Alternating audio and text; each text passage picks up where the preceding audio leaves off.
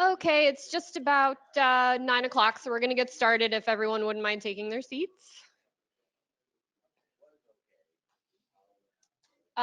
First of all, we'd like to thank you for coming out. I know there was some pretty severe weather last night, so hopefully everyone's homes and everything are okay.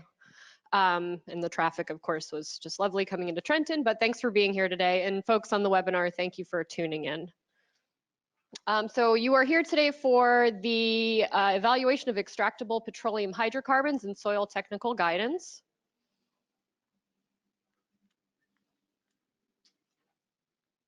And my remote was doing it. Okay, so again, I'd like to thank you all for being here. Folks on the webinar, thanks again for tuning in. Hopefully you have power and you're able to stay live with us.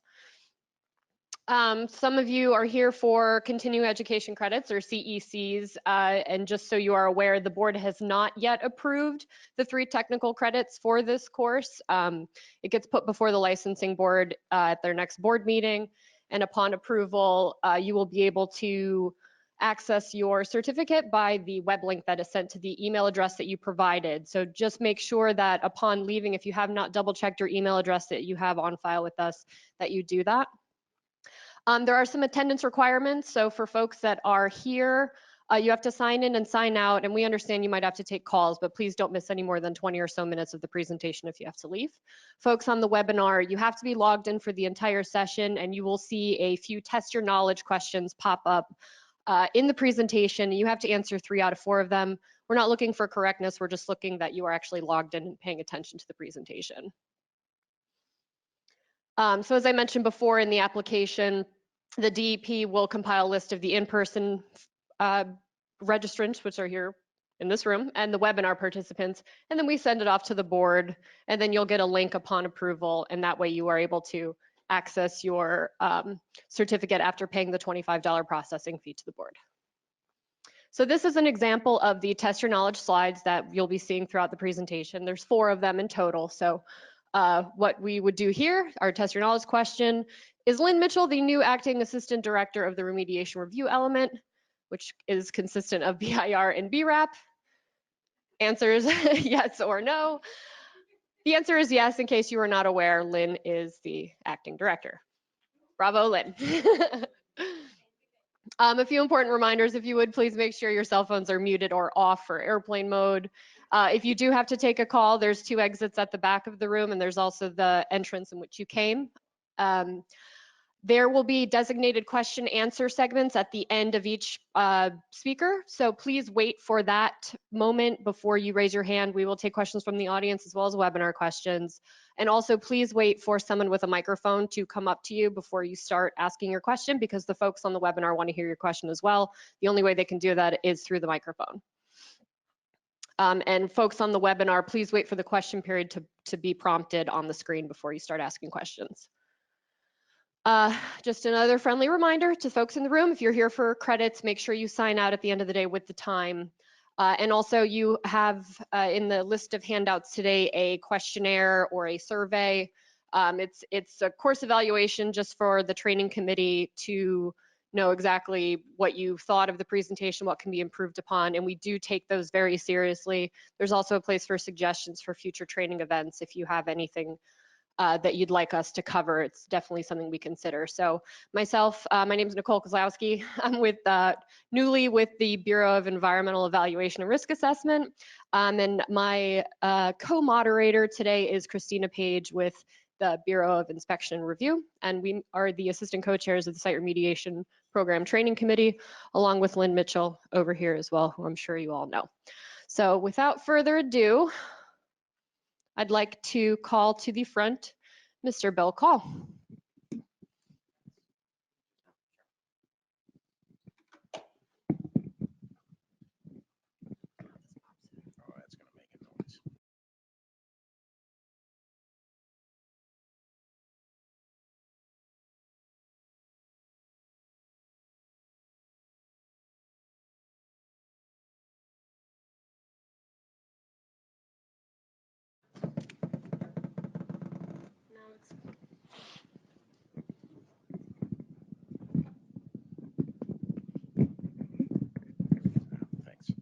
Everyone hear me all right?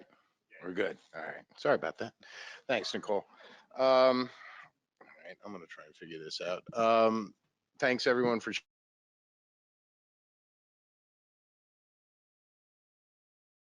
out here without too much difficulty, and everything's okay in the home front. I'm representing the LSRPA. I'm William Call. Been an LSRP since the beginning of the program. Been in the LSRP Association since '09 as well, towards the beginning of it. Great organization to be in. If you're not in it, you're an LSRP. I think we've got, what is Dudley, 600 LSRPs roughly, out of everyone licensed in the state. But really, you can keep a finger on the pulse of what's going on. So I highly recommend it. First off, we want to thank our sponsors. We have many. I've worked with many of these in the past, all good outfits. They support our organization and help us do what we do, providing continuing ed credits and putting on events and our conference. Wrong way. That was our silver. Here are our gold sponsors. And we have all sorts of folks supporting us. These are our diamond sponsors as well, and platinum. We have a few events coming up. Baseball game, August 1. We have member breakfasts. Our next one, September 17th.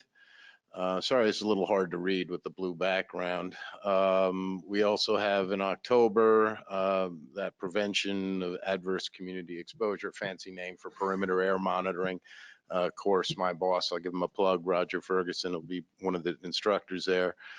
Due diligence, October 30th, a couple more member breakfasts. Also, early February, we're having our third New Jersey Site Remediation Conference. So that's a good time, a good way to get credits.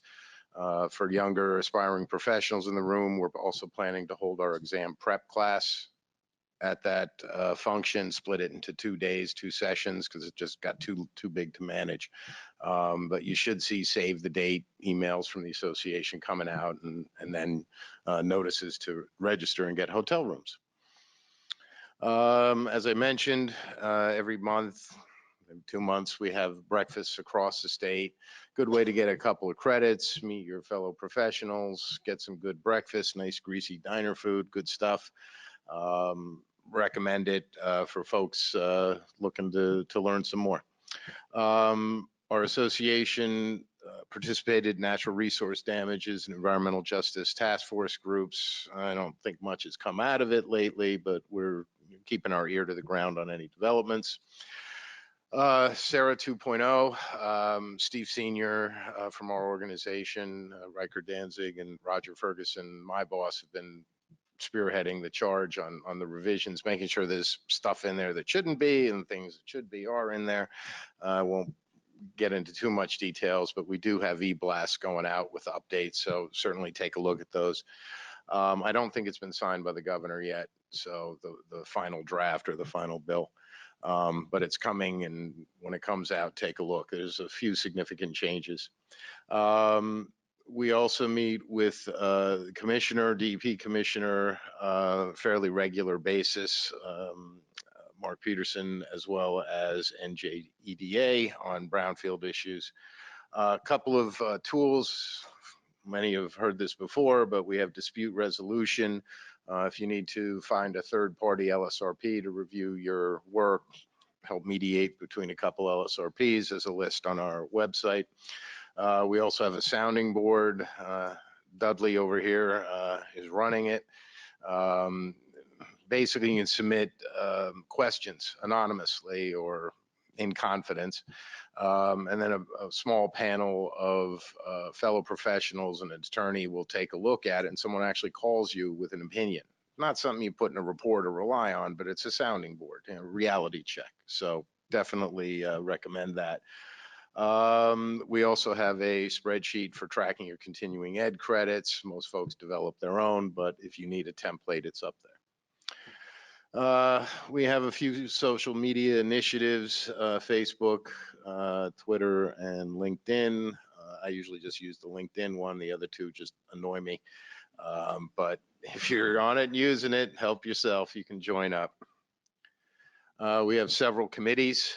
For those of you who are in the organization, highly recommend you get on a committee. It's kind of the track to move up through the association. You get to be a chairperson, and then on the board of trustees, and eventually, hopefully, if you're interested, you get an executive committee. And that is it. Thank you. Oh, one other thing. Sue Boyle wanted me to mention, we have a golf outing October 3rd at Royce Brook Country Club in Hillsborough. It's a charity event. Dudley can give you more information if you're interested. Thank you. All right, thank you, Bill. Our first speaker today is John Rule. John.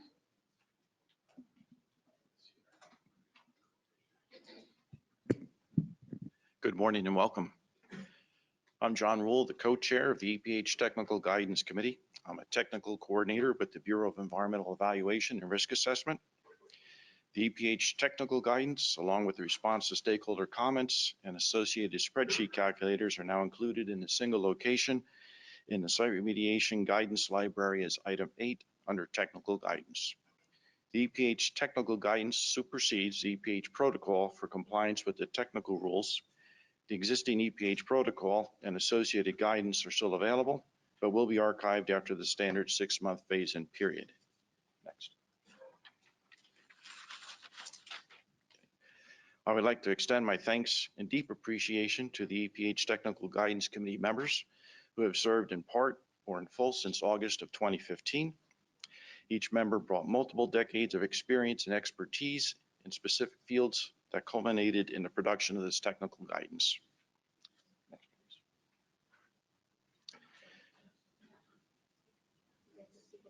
please. Okay.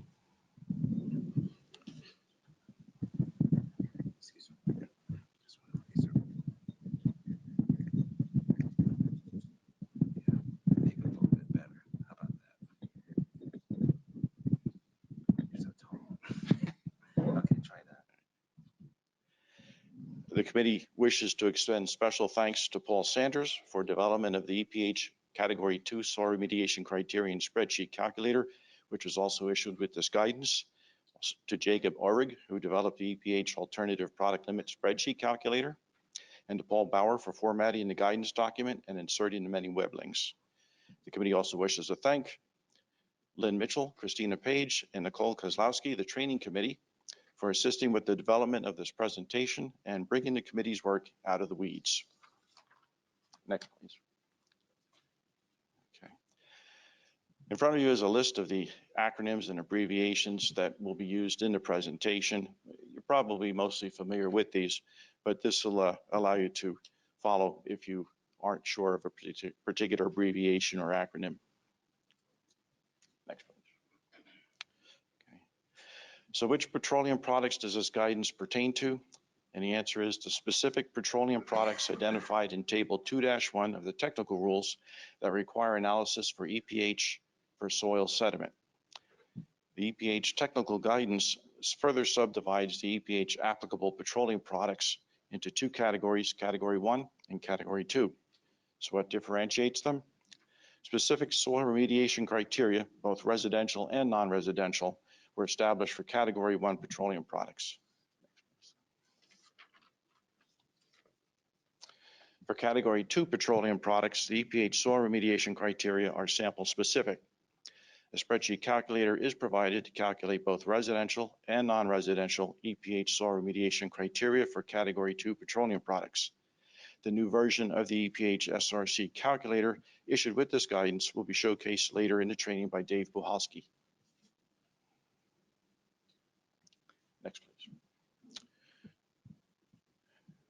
For the reasons stated in Sanders 2009, which is included in Appendix 3.1 of the guidance, the department selected conservative EPH product limits based on medium sand soil texture.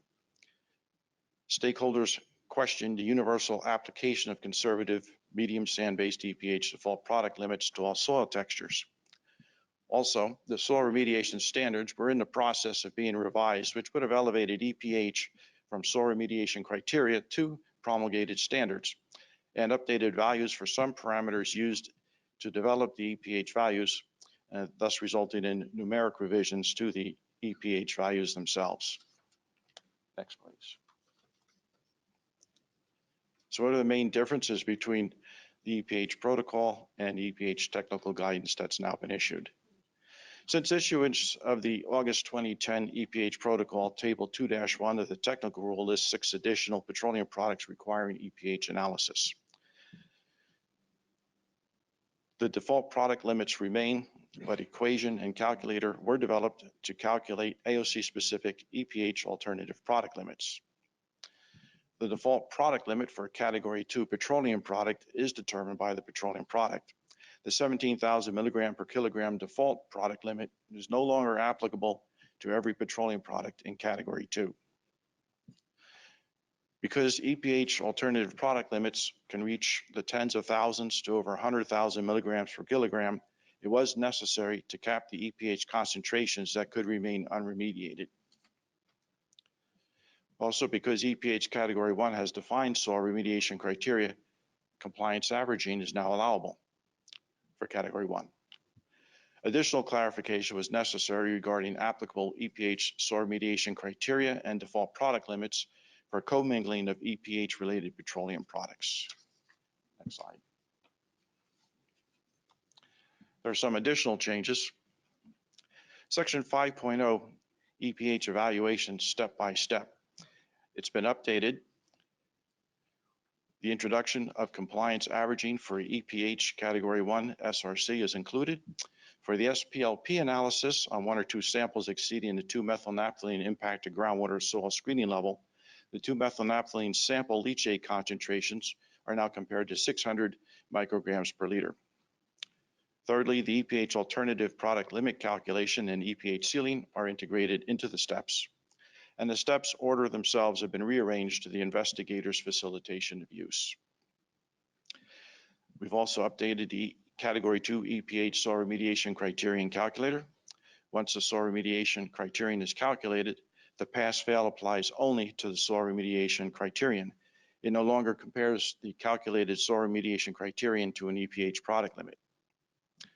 Also, frequently asked questions and phase-in from August 2010 are retained in the technical guidance and condensed where the information remains relevant. Next, please. Okay. So why did the department transition from TPH to EPH? TPH via EPA method 418.1 was phased out because Freon used in the extraction process damages the atmosphere. So a suitable replacement analytical method became necessary. Consequently, several analytical replacement methods were employed. Next. Unlike the soil remediation standards, the 10,000 milligram per kilogram TPH remediation criterion was based on field capacity, which is roughly the ability of the soil to retain petroleum after gravity drainage, and is not health-based.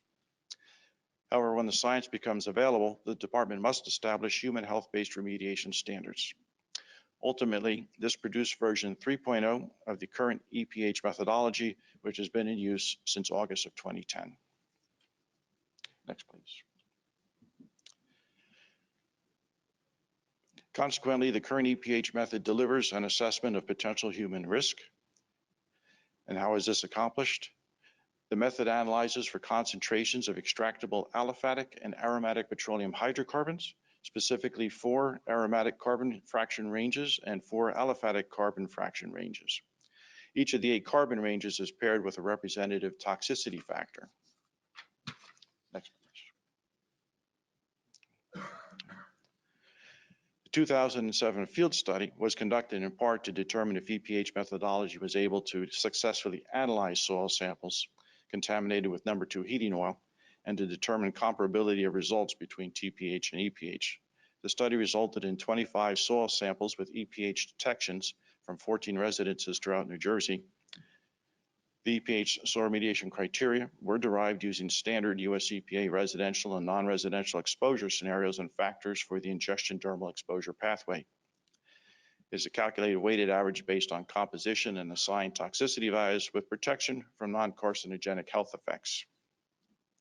Applying a statistical evaluation in conjunction with the 2010 remediation standards rule update produced the EPH soil remediation criteria that are in use today, which assess the ingestion dermal exposure pathway. Next, please.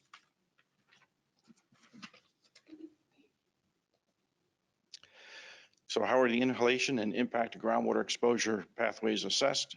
The same 2007 EPH TPH field study empirically generated number 2 heating oil composition data. Of the compounds identified, naphthalene and 2-methylnaphthalene are of concern, particularly for 2-methylnaphthalene when the EPH concentrations exceed 1,200 to 1,600 milligrams per kilogram. Next, please. So we've defined category 1 and category 2. Let's talk about mixtures of the two.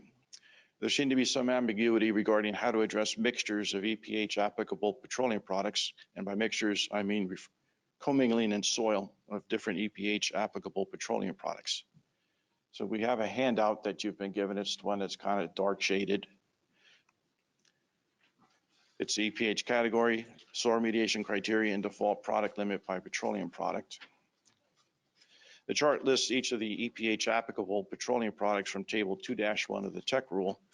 The columns to the right identify the EPH category, the applicable EPH soil remediation criteria, and the applicable EPH default product limit. The bottom of the chart pertains to mixtures. So in essence, soil samples where an EPH category 1 petroleum product commingles with an EPH category 2 petroleum product, you calculate a sample specific soil remediation criterion using the category 2 soil remediation criterion calculator. Soil samples where a petroleum product with an 8,000 milligram per kilogram EPH default product limit commingles with a petroleum product with the 17,000 milligram per kilogram default product limit. The default product limit for the intermingled zone is 8,000 milligrams per kilogram because this is more protective. You may want to bring the chart with you in the field. We hope to get a better looking version on the web soon. Okay, next please. So we've provided a little example. In this situation, we have a number 2 heating oil discharge and a number 4 heating oil discharge of soil. You have soil that's contaminated exclusively with the number 2, represented by the green diagonal hashers, and soil contaminated solely with number 4 heating oil, which is represented by the yellow diagonal hashers.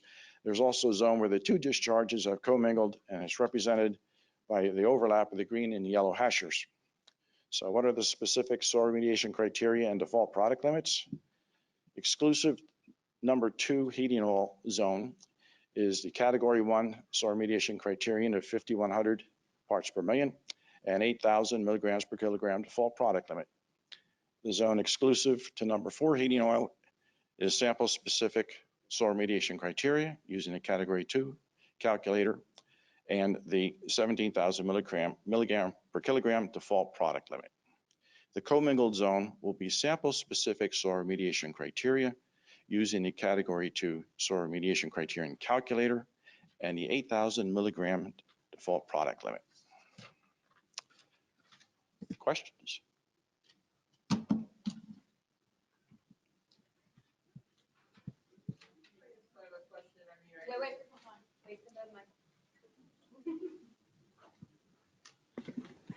Is there going to be any requirement from the DEP then to submit forensic testing to prove that we've delineated where the commingled boundary is, or how would we report? No, there is no fingerprinting that the department accepts. So essentially, it's your judgment and your call, and just document and substantiate. Thank you.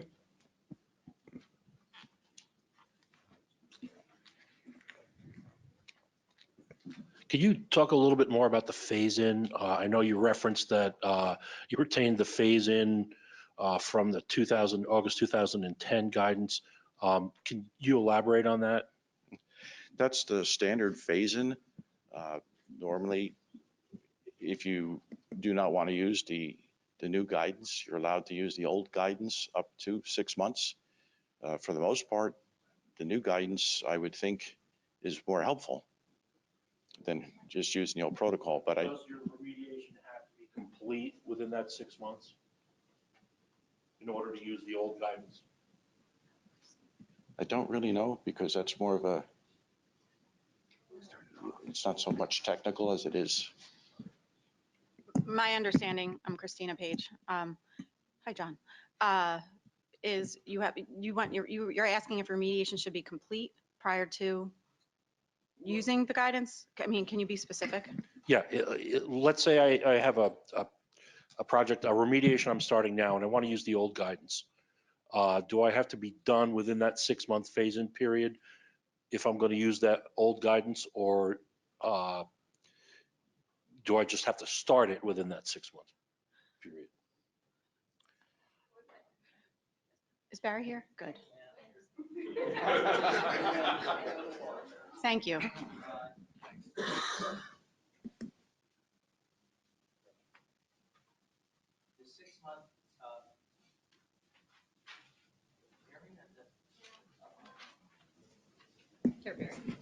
Testing. It's flashing between green and. Okay, there we go. John, to answer your question, it's to either get to the point where you have an approved, as it were, remedial action work plan, or you've got your RAR finished. Okay.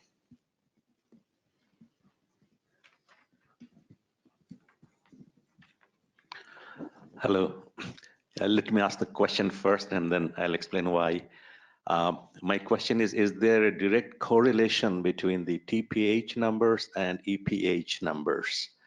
The reason I'm asking is that I work for the solid waste, and there are petroleum contaminated soil recycling facilities. And in those permits, we used to list the TPH as the limiting number. Now we are changing it to EPH, but the air program is more concerned about the TPH number because of their inhalation risks. So we are in a dilemma now. How do we resolve that?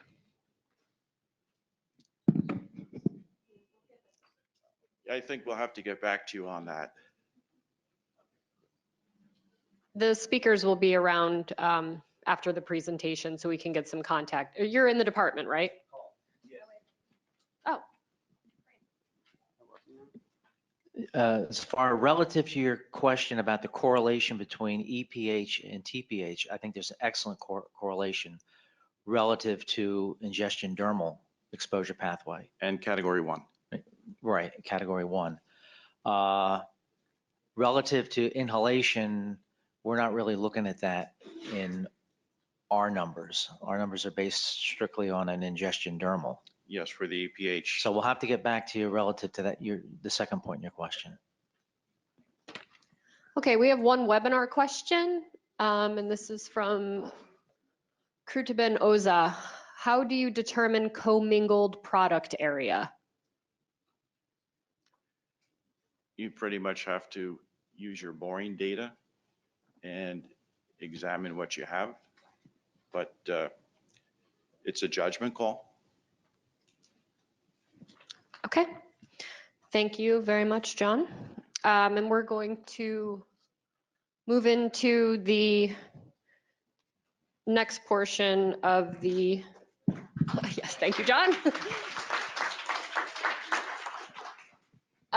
Originally, our speaker today for this particular section, the generalized derivation of a product limit concentration equation, was supposed to be from Michel Boufadel from NJIT, but unfortunately he was not able to be here today for some unforeseen circumstances. So we have Dr. Ronald Baker that will be taking over this portion of the presentation. And again, these are originally Michel's slides, so Ron's going to do his best to make sure that he does the best job he can interpreting what Michel had in mind for today's presentation. Could you use the clicker? It's just forward. Okay. Good morning, or as Michel might have said, bonjour. I'm sorry Michel couldn't be here. He was a major player in the development of this work, and so I don't know if I'll be able to do his work justice, but I'll try to talk through it the best I can. We're going to talk about basically everything we're talking about is in relation to the alternative product EPA product limit calculator and the equations and variables that go into making up that calculator. So we're going to start with a basic understanding of how oil moves through soil, and a little bit about hysteresis, which is the difference between the effect of putting the oil into the soil and taking it out. Basically, there's a difference in the effect of the potential energy. And then we needed to make some simplifying assumptions in order to move forward to make the calculator. I'm going the wrong way. Okay. All right. So, being French, Michel might have said something like, oil moves through soil the way maple syrup might move through French toast. So, so here's the French toast or soil. Basically, there's four components. There's the solid component, which is the soil, the hydrocarbon, the water, and the air. And all these work together with gravity to determine the rate at which the oil moves through the soil. And what we're looking for in this exercise is a situation where the oil is basically immobile and a concentration at which the oil no longer moves but is stationary. So one of the complications is that there's a difference in the effect of the potential energy on the percent of retention, whether you're filling up the vessel or draining the vessel, or filling up the soil or draining the soil with oil. Therefore, when the oil is first moving into the ground, it moves at a more rapid rate, and it moves a little slower when it's draining. That's the effect. So one approach is to take an average between the draining and filling curve and work with that, which is basically what we did. And so the game here is to, as much as possible, accurately predict the hydrocarbon concentration that remains when the oil is basically stationary. Now, when I show you the equations, you can see some complications here.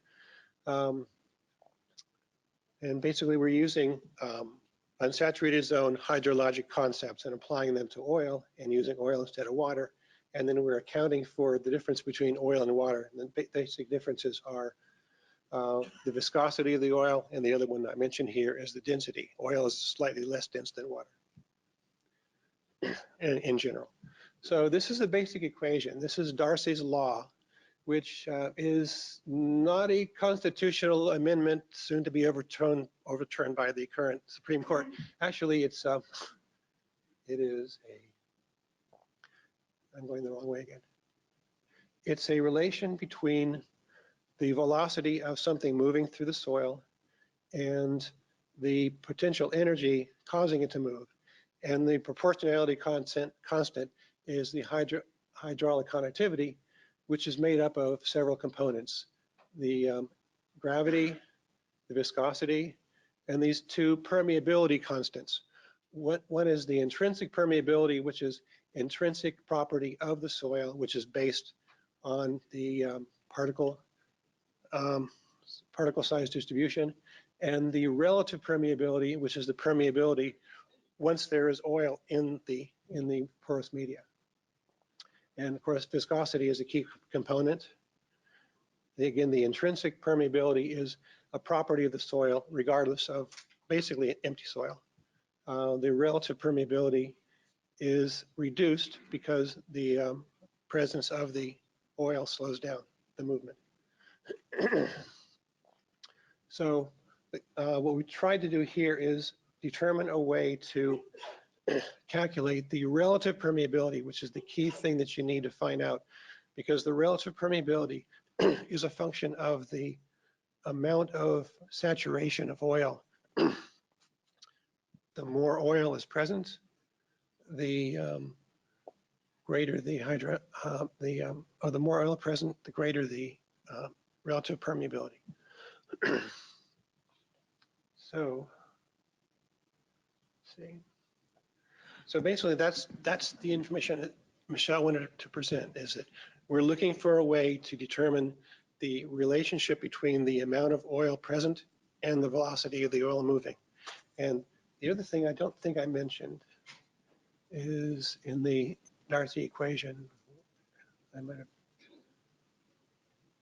is that, oh, the velocity we're looking at, there are very few zeros in nature, and there are no zeros in this equation. As long as there's a driving force or a potential energy between where oil is and where it's headed, there's going to be a movement. So we're not looking for a situation where there's zero velocity. We're looking for a situation where the velocity is so low that we can consider it to be zero. And we define this to be if the petroleum product is moving at a rate less than 1 foot per 100 years, we're assuming that it's stationary, immobile. So we're defining this value to be 1 foot per 100 years. The gravity term never changes. The viscosity doesn't change. The intrinsic permeability doesn't change. And so what we're looking for is what varies is the relative permeability, which is determined by the amount of oil remaining in the soil as it's moving. So I don't know if it's any more clear than I said before, but that's what he wanted to say. So moving into what I was going to talk about, I want to continue the discussion of the variables that make up the equations that go into the calculator. And so talk about the factors that determine the mobility. And some of this has already been covered by Michelle's material. The site characteristics, size, shape, slope, structures, and disturbance. Product properties, again, viscosity and density, which are to some extent controlled by temperature and degree of weathering. And the soil properties, which are porosity and grain size distribution. What we've learned is that the porosity doesn't vary very much, enough to affect very drastically the velocity of the oil flow. But the grain size distribution is a major player. And so the grain size distribution is one of the things that we need to determine the product limit. Okay, so within the document, there's a appendix 2.3, which just describes the equations in detail. And you have a handout showing the list of the variables, which you probably don't really need to look at, but in case I mention a variable that you aren't familiar with, you can look it up there. And then we're going to go over some of the equations that make up the calculator. I'm not going to talk too much about this slide. This just shows basically the concentration of oil remaining at a flow rate of 1 foot per 100 years. And this is a concentration which is the alternative EPA product limit.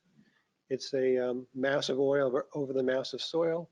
And the variables that really control this are the two permeability constants, the density, the viscosity, and you end up with a final equation like this,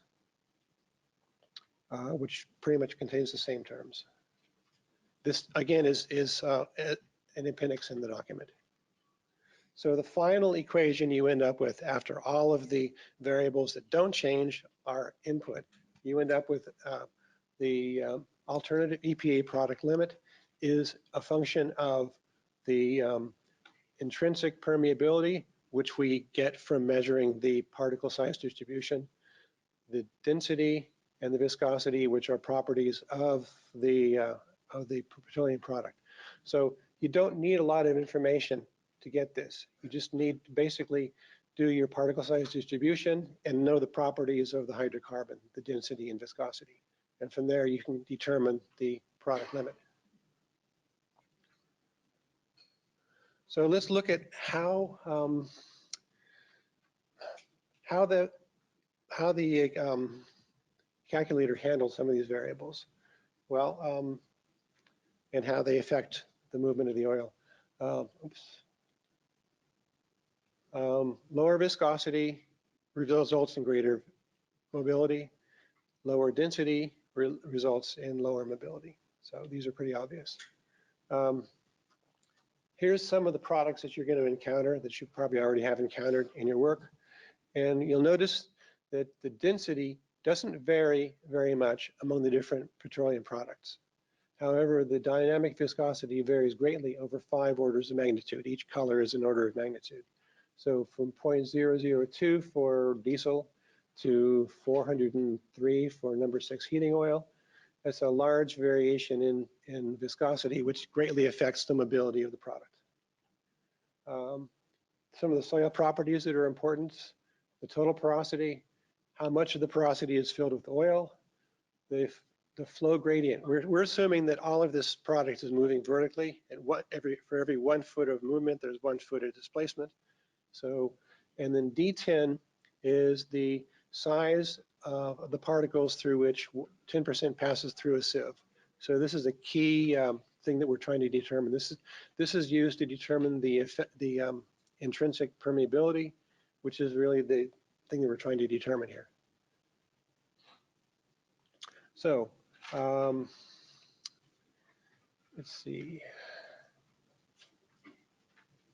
The calculator actually determines the D10 from the particle size distribution data that you would input. It determines the AOC specific alternative product limit, which you designate as C. And it also lists a ceiling limit, which we've determined to be 30,000 milligrams per liter, which is the maximum amount that you're able to use in this alternative product approach. And you would only use C if it is less than 30,000. These are some of the default variables that don't change within the calculator. Vertical gradient is always determined to be 1 foot per foot. The flux value we already determined is 0.01 feet per year, 1 foot per 100 years. We're saying that anything slower than that is not worth considering. Temperature is typically about 15 degrees C. These are some of the properties of the porous media which don't vary very much, so we keep them constant.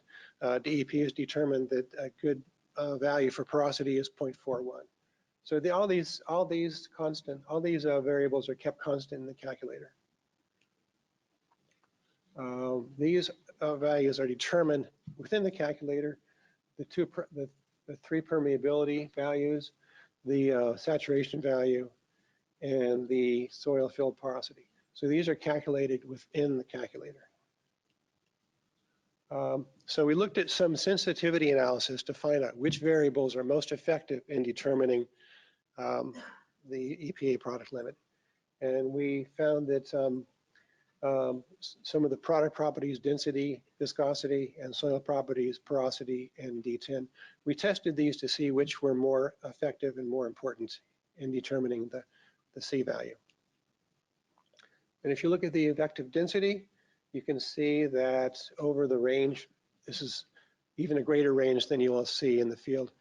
There isn't very much effect on the variability of density in the alternative EPA product limit. So although it's in the calculator, it's included, it's not really very effective. On the other hand, as we showed the great diversity of viscosity among the products, it has a great deal of influence on, sorry, let's go back. Viscosity, okay.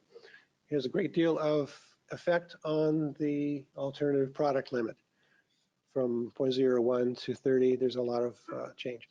I put in this 30,000 line to show you the ceiling limit, to see that if you had a product with the viscosity greater than about 3, you would be using the product limit, the ceiling limit, but with lower viscosities, you would be using whatever value came up here. Okay, there's minimal effect from porosity. Fortunately, DEP has decided that we're going to use a value of 0.41 for all the porosity values in the calculator, but it wouldn't make much difference if we consider that to be a variable. So D10 is the variable that we use to determine the intrinsic permeability. And so D10 is what is measured when you take your soil samples for sieve analysis. And we chose this because the movement of a liquid through a porous media is determined by the finest of the particles. And D10 is a measure of the finer particle fraction. It's also the basis of a lot of other geochemical engineering and hydrologic equations. We could have used D20 or D60 over D10, which are also used in literature, but D10 gives less information about the finer particles, which we're concerned about, and D60 divided by 10 doesn't really tell you anything more about the finer particles. So we settled on using D10 for our equations. And in the previous release of the document,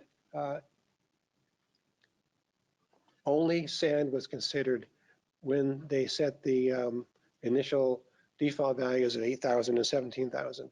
But what we're using the entire spectrum of possible soil conditions by considering the particle size distribution. Now, if you look at several cores, you might say, which one of these is more porous? Which one of these has a greater velocity of flow through it with either oil or water or maple syrup? And you might say, well, probably the clean sand, maybe gravelly sand, and these might be slower. But we don't really know by looking at these the makeup of the finer particle distribution. There might be, 10% clay in here, which would make this much more permeable than some of these others. So that's why you really need to, regardless of what the sand looks like, you really need to do your D10 analysis using a set of sieves like this. And this is an example of the kind of equipment you would use to shake the sieves. You can either use a shaker like this or a shaker table. There's many different kinds. Okay, so additional information about the sieve analysis. You must use a chain of custody throughout the process. Specify the method used. And of course, the appropriate QA and QC measures must be applied. And if D10 is supplied by the lab, then the calculation must be specified. So here's some example of the kind of particle size distribution you might get from the lab. And it shows the sieve size in inches and millimeters and the percent that passed through the sieve. And in this example, which I just picked at random, you can see that 10% passed through for a particle size of 0.005 millimeters. So just by coincidence, this would be the D10 for this sample. If we didn't have this value, you would interpolate between the two that are closest to 10%. But here we have this is the D10, 0.005 millimeters. So let's see. So there's your test question. What is the value of D10 for the soil sample shown in the previous slide? Okay, Ron, I have to sort of interject here. Yes. So this is one of those quiz questions that we do for the people on the webinar. Okay. So it takes a little finesse, not that you don't have finesse, you do. So for people in the room and people on the webinar, we are going to test your knowledge for your CECs, not for the people in the room, but so the question is, what is the value of D10 for the soil sample shown in the previous slide? And we're going to open up the poll. This will just take a minute. And we are live, so we have a minute. Most of you in the room came in before course evaluations ran out at the sign-in. If you did not receive a course evaluation, during the break, if you could pick one up and fill one out to everybody in the room. For the participants on the webinar, course evaluations are also available to you. They are useful to us. They help the training committee develop future trainings and get feedback on presentations. So we really value what you have to say about our presentations. That only took 35 seconds. Oh, Christina, should I show the previous slide again or not? Sure. Do you want to let them cheat? Give them a chance. Can you do Maybe- it? I don't know. no, If actually, you I might not can't. be able to. No, it's locked up. It's okay. We have 4 seconds. All right. And so next slide, the poll is closed. Oh, poll's okay, so. Answer Okay. C. I should have polled the room. How many Next got that time. right? I'm sorry, I should have done that. Okay. See, I should have slowed the show the slide again. All right. So there is a substantial effect of D10 on the alternative EPA product limit value C. You can see going from 0.01 to 10, a very large effect from the D10. And the D10, as you remember, directly affects the intrinsic permeability, but directly affects the hydraulic conductivity, which directly affects the flow rate, which directly affects the C value. So everything I've told you up to now is not necessary in order to use the calculator or use the document. But when you drive a Mercedes, sometimes it's interesting to look under the hood and see what makes it go. So that's why we went over that information. This is a little bit more practical. This is a couple of slides showing you where are good places to take samples when you're trying to determine the D10 in order to use the calculator. And here we have the source area and the area affected by the source and sampling points surrounding the source area. And notice that they're all outside of the area of contamination because the lab really doesn't want to analyze samples contaminated by hydrocarbon. So you want to characterize the site without contaminating the lab equipment. That's basically the message there. And here's a cross section showing the same site, north to south, east to west. And here you notice that in some cases we have above and below groundwater samples, but we also are characterizing east, west, north, and south, up and down, so that the whole site is characterized with respect to particle size distribution, but nothing samples are taken within the source area or within the contaminated area. This slide John showed previously, and the only thing I want to say differently about it is here are the areas where you might take samples, which would cover both the heating oil, the number 4 heating oil, number 2 heating oil, and the commingled area.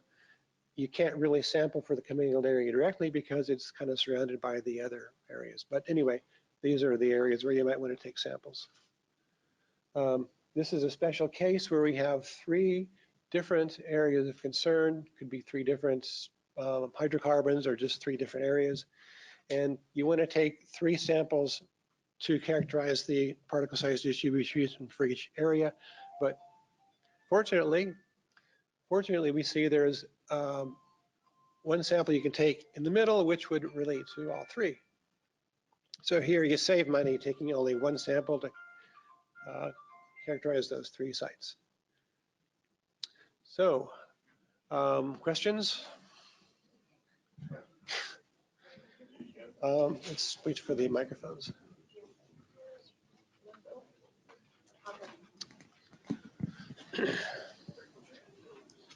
No, for this one we are. For the last one we weren't.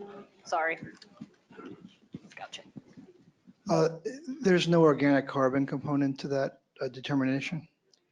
No, in fact, this is simply a set of equations which relates to any liquid moving through any porous media, regardless of what it is.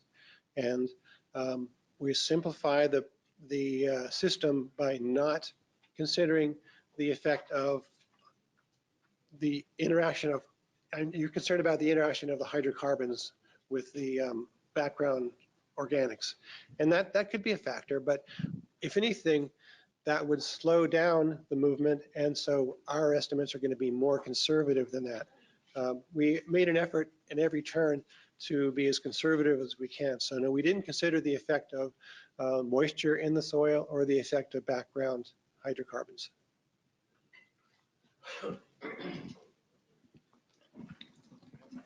For each AOC, then, we need 8 sieve analysis samples, 4 perimeter and 2 depths at each perimeter point. Is that what I understood? I'm not really sure about how many. I think I'll let John answer that question. If for each AOC, you would need just minimum 3 grain size soil samples collected at the depth where you had the exceedance of the free product number. Do we pick out the most favorable result and use that?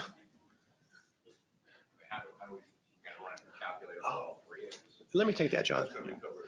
Actually, the calculator allows you to either use 3 or 4 particle size distribution samples, and you take the median of those samples to characterize it. The calculator does that automatically. The calculator does that automatically, yes. So, hi, I'm going Wait. to ask from a lab standpoint, are we talking about sieve only or sieve with hydrometer? Sieve with the hydrometer is used for the finer particle The sizes. fines, Yes. and there are new ASTM test methods for. That's an interesting question because my understanding is the old, no longer approved methods are still allowed, and the newer versions of the method is also allowed at this point. I think that's going to change with time. I'm not sure, John. I can probably answer that better. From a lab perspective. Wait, only use the microphone, please. So the webinar folks can hear. From a lab perspective, it helps to have the customer request on the chain of custody form the newer methods. And that's because in the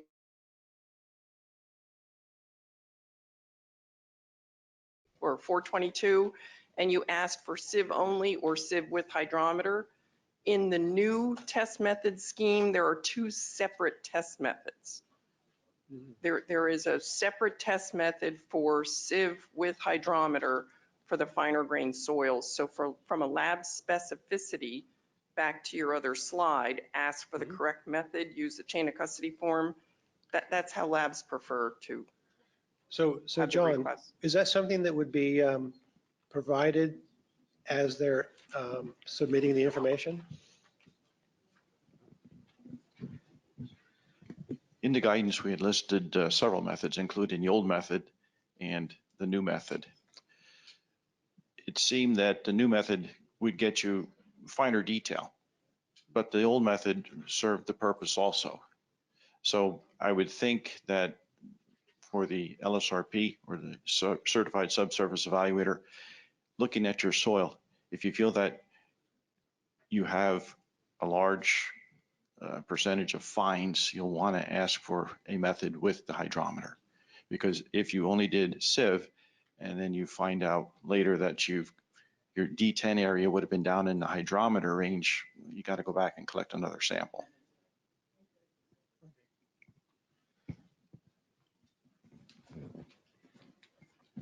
So what do we do with glacial soils? You get a sample and it's got a couple of big pebbles in it, and that, by weight could easily account for 50-60% of your sample weight when you're taking a grab sample. And obviously that's going to pull your D10 to a higher number. If you took out the pebbles, now that weight is gone and your D10 is going to go someplace else. You will probably get biased towards the fines. Is there any recommendation for how to handle this? I've thought about that, and for whatever reason, it was never really discussed in the process. Obviously, none of these methods are going to work in fractured rock. That's out of the question. When you look at the central and northern Jersey glacial areas and some of the areas with the big clasts and boulders and things, you really need a sandy. You need a sandy or at best gravelly sandy material to be able to use this method. So I think questions will come up that you just asked, and I'm not really quite sure how that'll be addressed, because you can't really do a D10 when you, or any meaningful particle size distribution when you have large chunks in the core. So I'm not sure that that's been really addressed at this point. I can make one comment on that. Paul Sanders, Bureau. What we've been doing for other, we haven't discussed it regarding this guidance, but for other guidance, We have you remove the gravel and then just do the sand, silt, and clay distribution to take that part out of the system. And you can debate what should be done, but that's what we've been doing for other things. That's very helpful. Are you looking for labs that do the sieve analysis to have a particular certification? That's a question for John. As I understand it, the DEP does not certify for the sieve analyses. Right. So as long as they're following a method like ASTM, One of the methods, yeah. exactly, that's satisfactory. Okay, we're going to take a couple questions from the webinar then and move forward. First question is from Kimberly Wilkinson. Can this be used for both Category 1 and Category 2 EPH? It can be used for yes. The answer is yes and yes. It can be used for both. Great. Question number 2 is from Kate Messerall. Do you need to be certified to conduct in-house sieve analysis? I think John did pretty much answer that, saying that there is really no certification for this process, for this test. Okay, question 3 from William Pendexter. How do you treat variable moisture contents of the porous media? I would imagine product moving through water wet pores would be different from air-filled pores. That's absolutely correct. We didn't consider that. It would make a much more complicated system to model. And the way we handle that is by just knowing that adding more moisture to the soil would slow down the movement. Therefore, we're using a conservative approach and just dismissing the effect of the water. Okay. Next question from Dave Carlson. Why does it matter that grain size distribution samples are from outside the impacted zone? And does this mean below the default EPH value or below another arbitrary EPH value? The reason is because labs don't like to analyze samples that are contaminated by hydrocarbon. It can impact their instruments.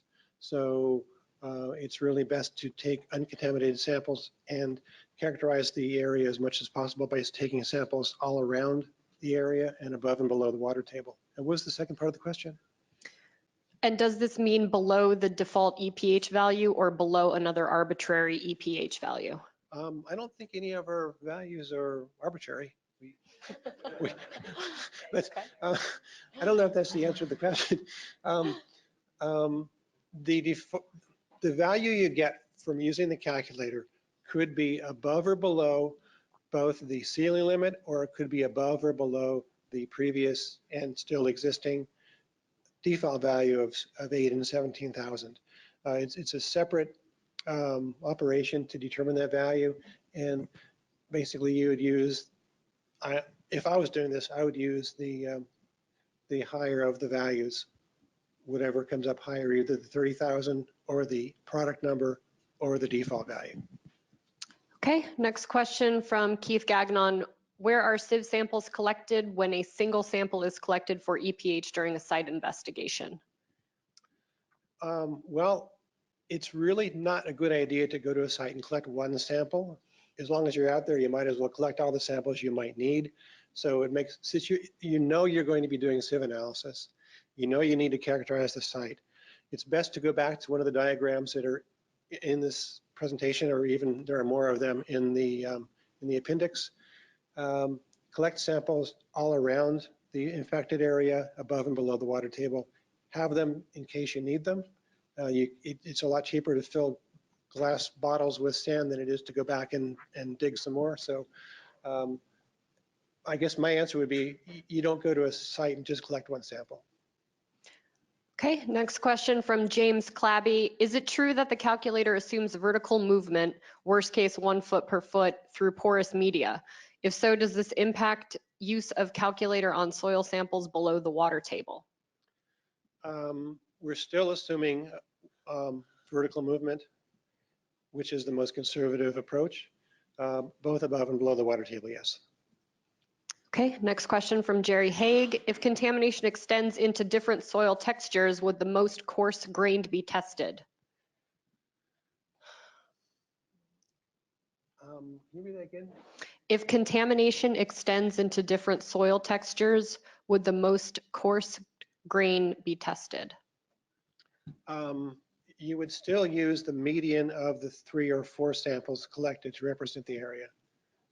And we know that the soil texture is going to vary in some large areas, but still you would use the median of the values. Okay. Next question from the Parsons Corporation. Can this approach be used in marine sediments? Again, that never came up in our discussion. I think any sediment which is a porous media made up of particles should apply to this method, yes. Any dissension for that? Okay.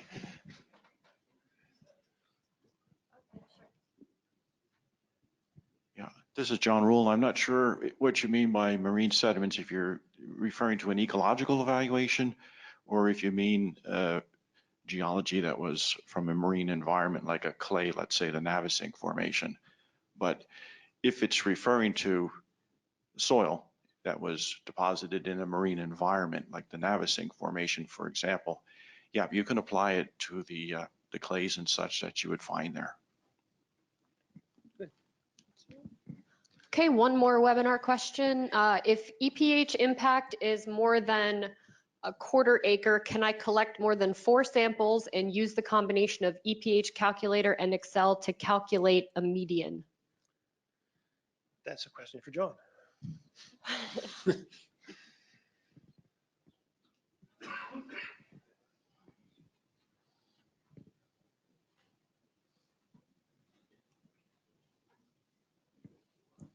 Dave, do you want to answer? Or John? If you have a site larger than a 1/4 acre, you would collect additional samples. It still would be the median value for all those samples. Now the calculator can only handle 4 at a time.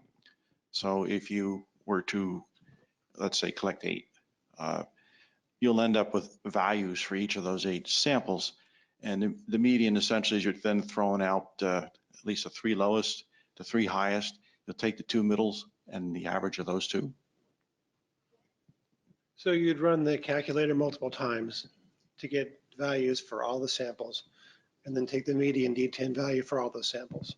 I guess you would do that in Excel or some other way outside the calculator.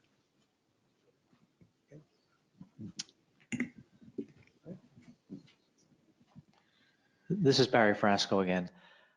Just based on what I heard relative to the question about the 1/4 acre, it appears that they're trying to talk about a functional area. And that functional area is usually applied when you're doing like some sort of compliance averaging. While compliance averaging is acceptable for determining compliance with the remediation standard, we are not accepting compliance averaging, as it were, for determining an alternative product limit. So that needs to be taken into consideration. Okay, thank you very much. Okay, Thank you, Ron. And for folks on the webinar, if we don't get to your questions on the webinar, we will answer them and provide that response to you at some other point. So don't think that your questions are going unanswered. So next up, we have John Donahue from the Fuel Merchants Association.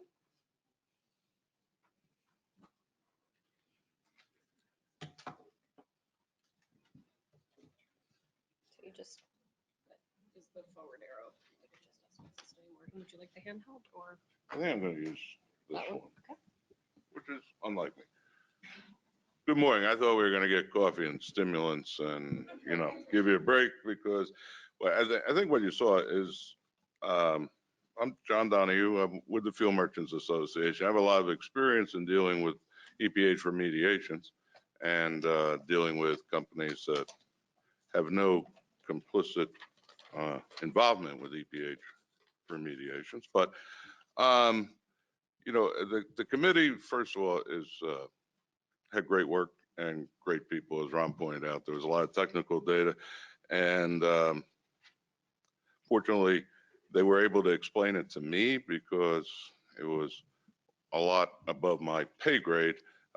So the thing I would like to discuss today is gets a little bit more to the issues at hand, and when we're doing an EPH investigation, why it's slightly different than some other investigations, and to talk a little bit about soil limits, because that's really the essence of the guidance, is how we deal with limiting factors and why we deal with limiting factors on the amount of EPH that may be resident in the soil. Real quick, I want to go through the limits. John went through a lot of detail on the limits. I'll flash them up here again, but what we need to understand is that the category of the EPH is going to be critical because it triggers certain things, right? The category is where we base our risk evaluation, basically the health-based criterion, which are looking at the risk of the contaminant in the ground. Our contingency analysis is triggered by these limits and directly based on the category of the fuel, and the product. The product limits are also directly related to that. The limits, as you all know, really that's not the focus of the guidance. They're included in the guidance. They're something that need to be clearly examined in the guidance, but the guidance is not the foundation or the determining, not the publication. That's the guidance. These are coming from the 726D, and the tech regs look at our contingency requirements.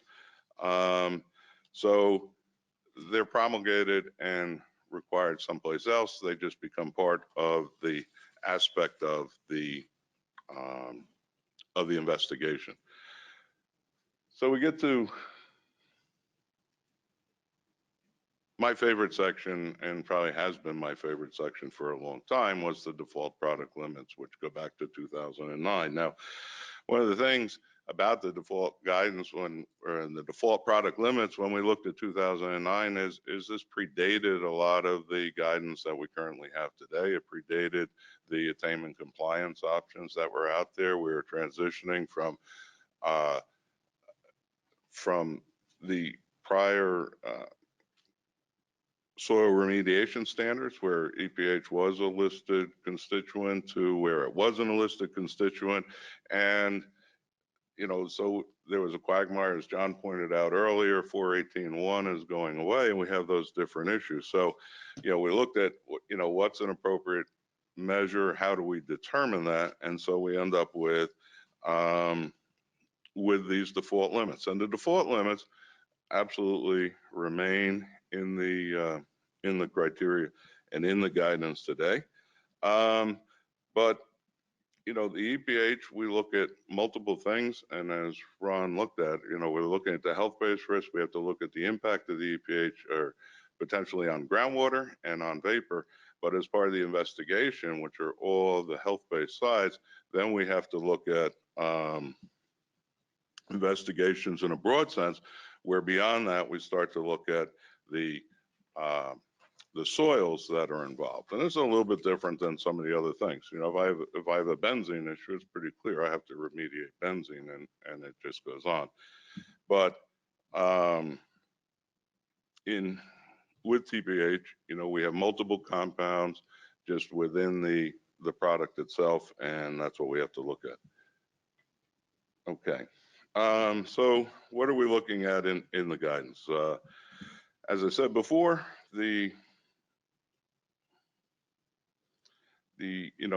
guidance is looking at more reference to attainment compliance averaging via arithmetic mean is now part of it. We didn't have that in 2009. In some cases, the 75-10X approach can be used. The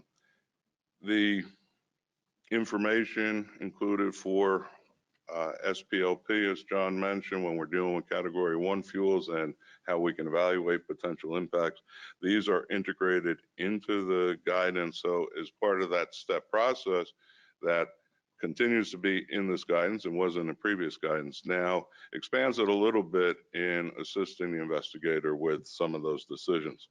But as I said before, we now include investigation of soil texture process. And as we'll look at a little bit more in this section, and Ron went over before, that really becomes integral to development of the site-specific product limits.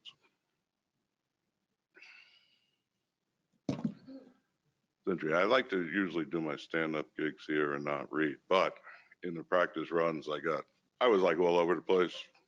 You would have had a history of, what happened in 1810 AD with EPH, and I have no idea, but I find it interesting. Everybody else sort of just glazes over. So I apologize, but I'm reading a little bit more than I want, so we sort of get the message out and can't do it. But okay, so hopefully concisely, when we look at the what's new in the guidance, we look at what our project types are. Okay, if we have a largely residential site, we're not going to see huge differences because the residential direct contact criteria is still there. That's not going to change. So, we see by incorporating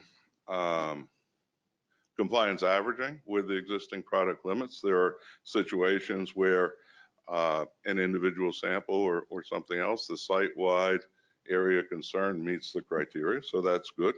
When we're looking at, a standard industrial site may have one or two products involved. We're looking at category 2, and we're looking at similar geologies.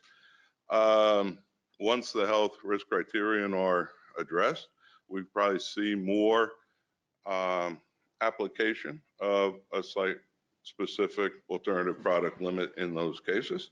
And when we get to more complex sites, one of the questions, we got over a quarter acre, we have multiple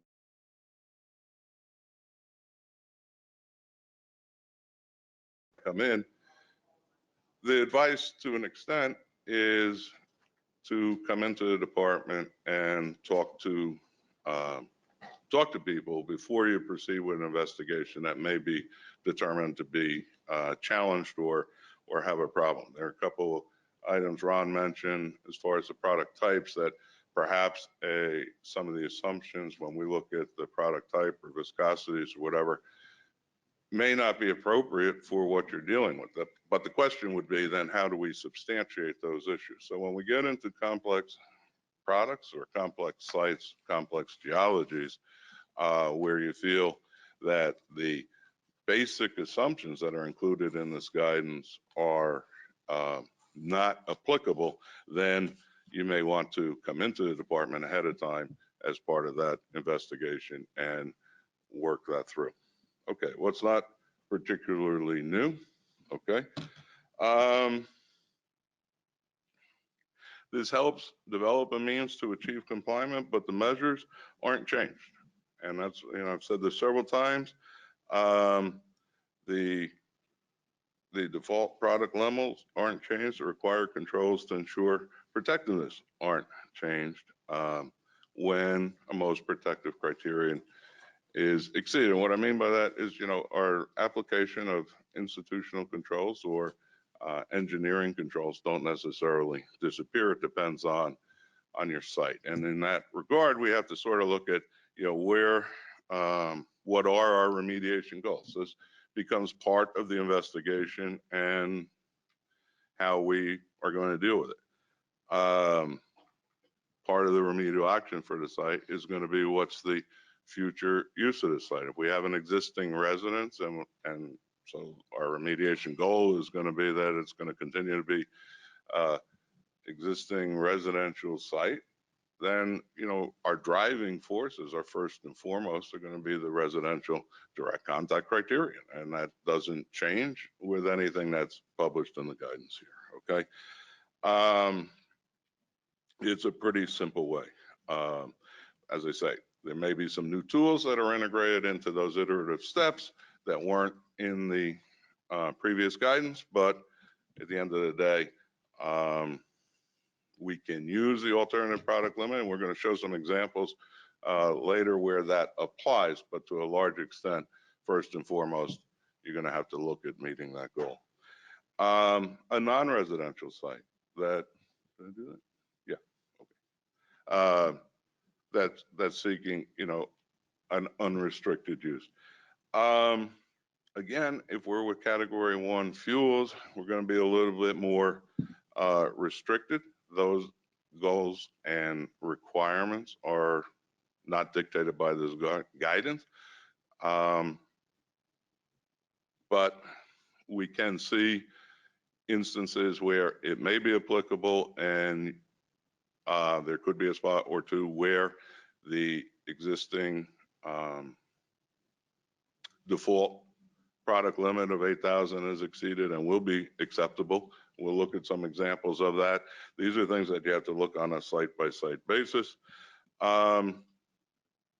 Where we have category 2 fuels, this can be a big difference on a site that is seeking a residential use, particularly with some of the items like a hydraulic oil or whatever, where the SRC calculator is coming up, has an elevated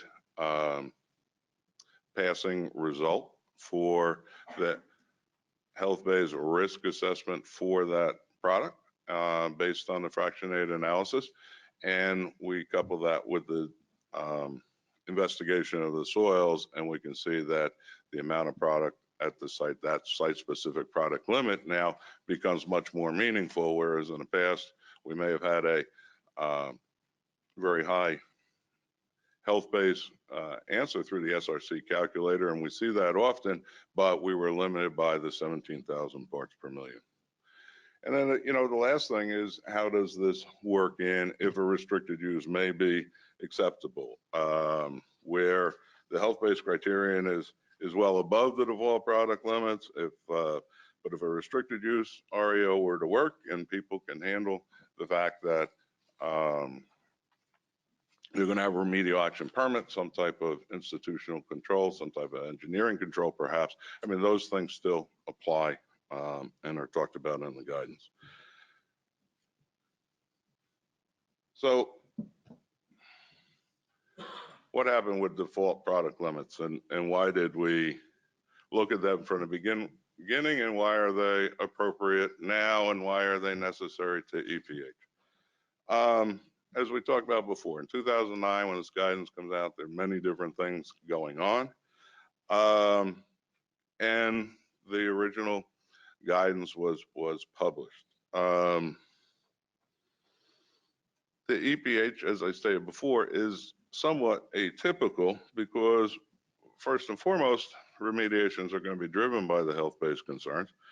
But at the end of the day, once that's met, what do we deal with some EPH situations where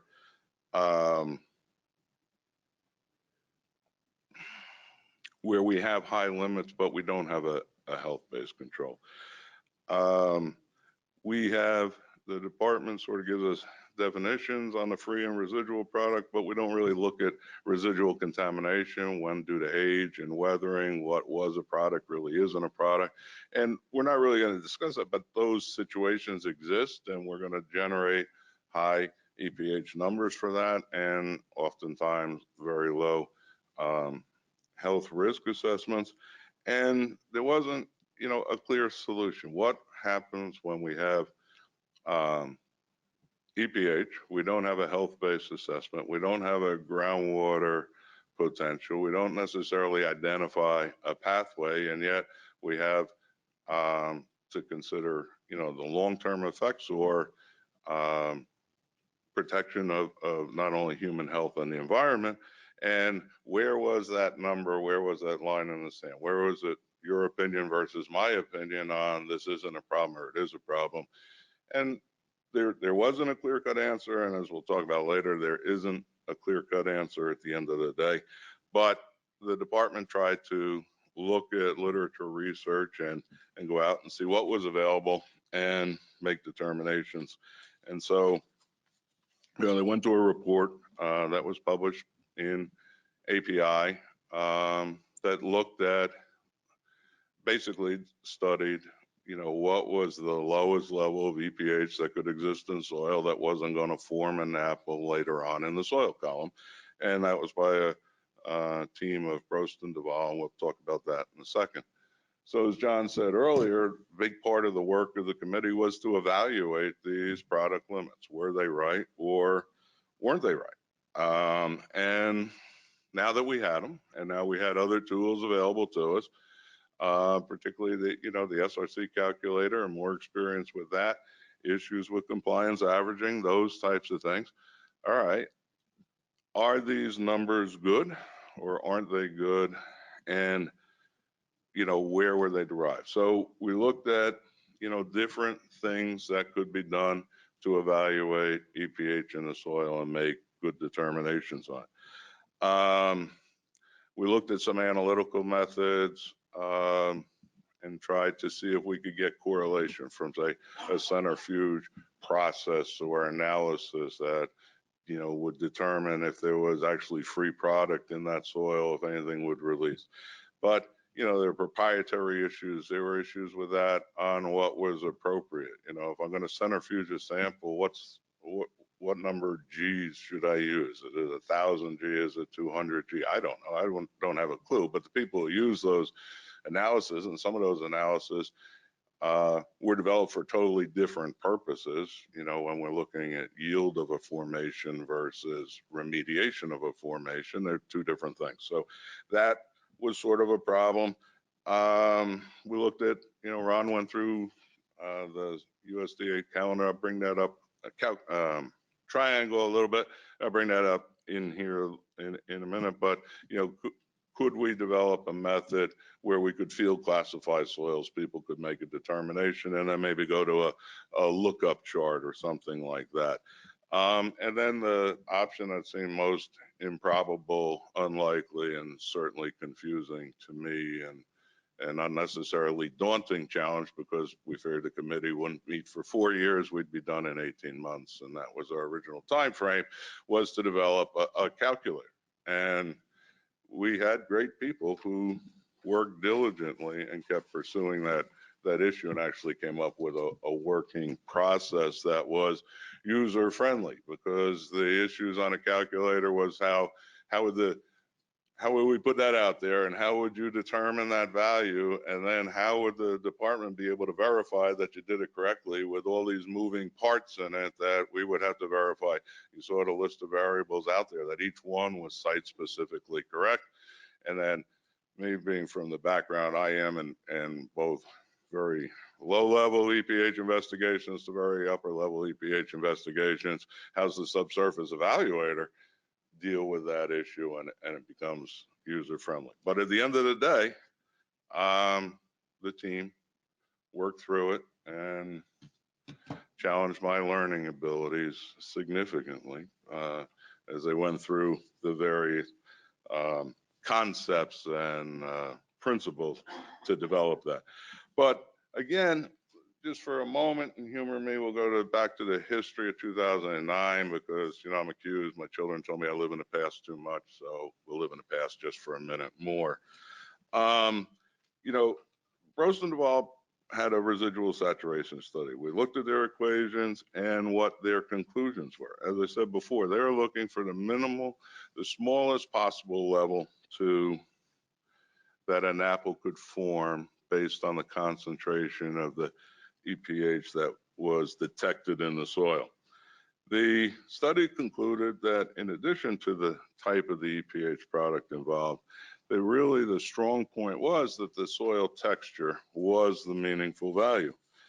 And that's what they came up with, that it was meaningful. And it's sort of our jumping out point from the appendix that was published in 2009, and we lift and include here. But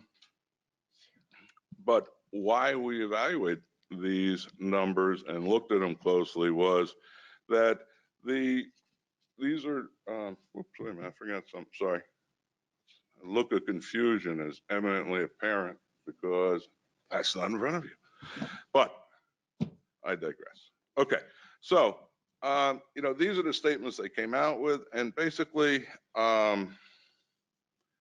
Roosevelt, the paper said that, higher values may be applicable on a site-specific basis. And The challenge though was how to determine what those higher values were and what was the applicable basis. So,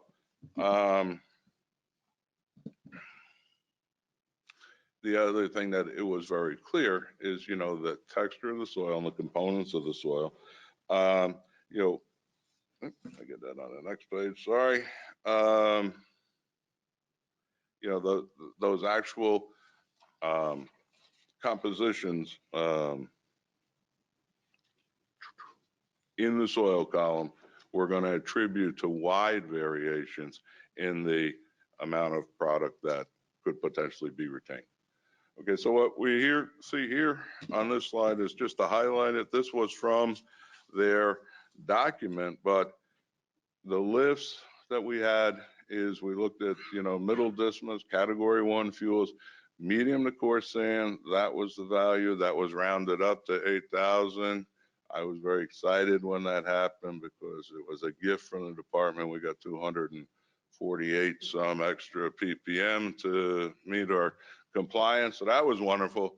And category 2, we came in with 17,000. Well, heavy oils are been phased out over the last 20 years or so, so the fact they lowered that down wasn't as critical to, my limited view of the world. But that said,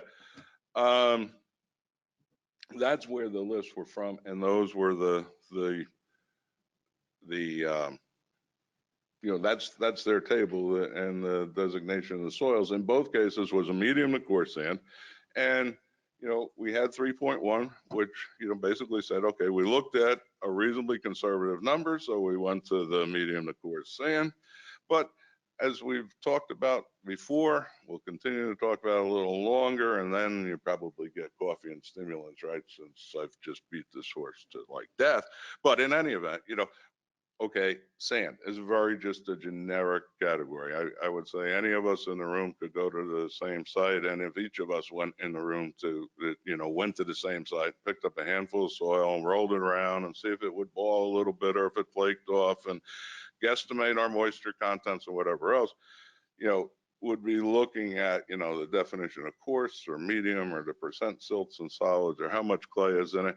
And we're going to have different opinions. So, that becomes a problem. And, so what we looked at early on is, could a field investigator, would it be appropriate to, like can be done with the VI, make an adjustment and just go right back to the table and say, okay, there were different values expressed in the table for different types of soil.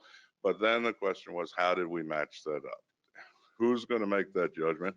Again, how is it verified? How do people do it? And the other problem that was sort of in there was little information really from Prost and Duvall on their soil classifications, really down to the specificity of it. It were broad categories with little detail that we could go with. So again, we're back to the soil classification system. And as Ron pointed out, they looked at, that bottom lower left. And yet what we see throughout that table is the upper fractions, that the clay really starts to dominate a large part of that classification system, and we don't. So, do we have the tools to look at different product limits? And through our work, 47 months of work for an 18-month project. And, you may notice, what happened over the course of that project is, Ron retired, Kathleen Coons retired, Dave Barsky retired, John Rule is threatening to retire. We just wore him down. I mean, it was brutal, but, it exhausted everybody. But anyway, through the process, we saw clearly that the generic soil types could be a problem, because when we got samples from the field and we're looking at this and we're looking at sensitivity analysis and everything, we wanted to work with like real dirt and some samples from New Jersey and say, hey, this was collected here. And it's not out of a book or a large, map of the entire state and looking at what deposits should be there. but actually what the constituents were. But, when you do a sieve analysis, you get a broad analysis that says, okay, at the end of the day, how much, sand do I have? How much gravel do I have? How much sand do I have? How much, fines do I have? And they be in broad percentages. So where we had sites with 90% sand, those same sites, when we put them into the calculator and took out the D10s, we could see calculated values for the capacity of that soil between 22,000 and whatever it says up there, 31,000. As we go down, with sites with, 70% sand, again, wide variations in what that was, which what the product limits could be based on, as Ron went through, the actual soil pores and what's blocking that soil from moving and holding it stable. So those were issues, and that again kept driving us forward. So let's see, am I out of order here? No, I'm still in order. Okay, so real quick to wrap up here, the guidance and the criteria and limits, this is, these are here. The investigation of the EPH needs to go beyond this. It needs to consider analysis to evaluate the risk posed by different pathways. We have to consider potential ecologic receptors, and that's covered in the guidance for that, separate from here, but those limits still apply. And then once those issues are addressed, we can look at the compliance with the varying product levels. Okay, that's it. Everybody's favorite topic. Another very short, easily solved. Oops, I think I went the wrong way. Oops, hold on. Oh, there it is, sorry. Okay, everybody's favorite topic, very quick. I think we only had one meeting since it probably came up within the first 3 months of our discussions and whatever. But the product ceiling limit. And the question is, okay, we went through the health base, went through ecologic, we look at triggers to look at impact of groundwater, but what do we do when we don't have a health-based risk? When the ecological risk has been evaluated, the EPH is immobile or, is not going to go far based on the investigation of the soil texture. The current receptors are protected and pathways to future impacts don't exist. What amount or concentration of immobile, benign, EPH can we leave on a site without any notice or control? What does not require treatment or removal? And I would say we don't know.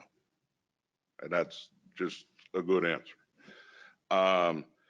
The non-residential direct contact level for EPH category 1 fuels is at 5.4%, 54,000. SRC calculator looking at the aliphatic ranges and the aromatic ranges and whatever.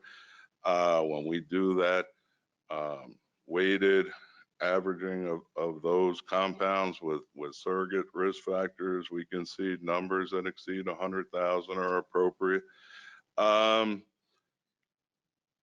In our own calculator, as we went through it, and as Ron said, it was very conservative. We had a couple of different assumptions and kept taking them down. We looked at 1 foot. I think we're in 100 years. We looked at 1 meter in 100 years. We looked at a foot in 10 years. But, we kept bringing it down very conservatively. And we could still see in certain categories and certain types of product, particularly with, category 2 fuels, where numbers come out 62,000 or over 100,000. But on the other hand, what we had from 2009 is a 0.8% trigger or a 1.7% trigger. And, is that the right number? Well, the regulated community and stakeholders for years have said that wasn't particularly a good number either. So what is the right number? Long discussions, and really, I think a lot of good discussion on it. And I think what generally is admitted is that the science is different. There's a difference between the need to, the health-based risk and the need to protect the environment and striking a balance for that number. And at the present time, the 30,000 limit was adopted. It's where it is. People younger than I can look at it again the next time this guidance gets open, but it probably won't be while I'm dealing with it. But that's where it came, and I think overall we're comfortable with it. We have a process to deal with product limits, to look at the EPH environment in its totality, and to look at these other considerations that are involved with an EPH investigation, and that's it. So with that, I flip my page and know ahead of time that Nicole is going to join. For folks on the webinar, we have the next test your knowledge question, and for folks in the room as well, if you'd like to participate. So this is based on the previous slide. What is the appropriate product ceiling limit for EPH? So it was on the previous slide. How many folks in the audience think it's A, B, C, or D? All right, we'll give the folks on the webinar a chance to answer that. After Mr. Donahue is finished speaking, we're going to go into a very quick break. During that break, if you could grab a course evaluation, if you didn't get one coming in, we would certainly appreciate it. And also, all these gentlemen have been talking about this calculator. You're going to see a demonstration of said calculator. So when you get back from break, that's how we're going to get started. So again, if you could fill out that course evaluation, make sure you drop it off before you leave. We would appreciate it. So let's go to the next slide and see what the answer is. Just kidding. Poll's still open.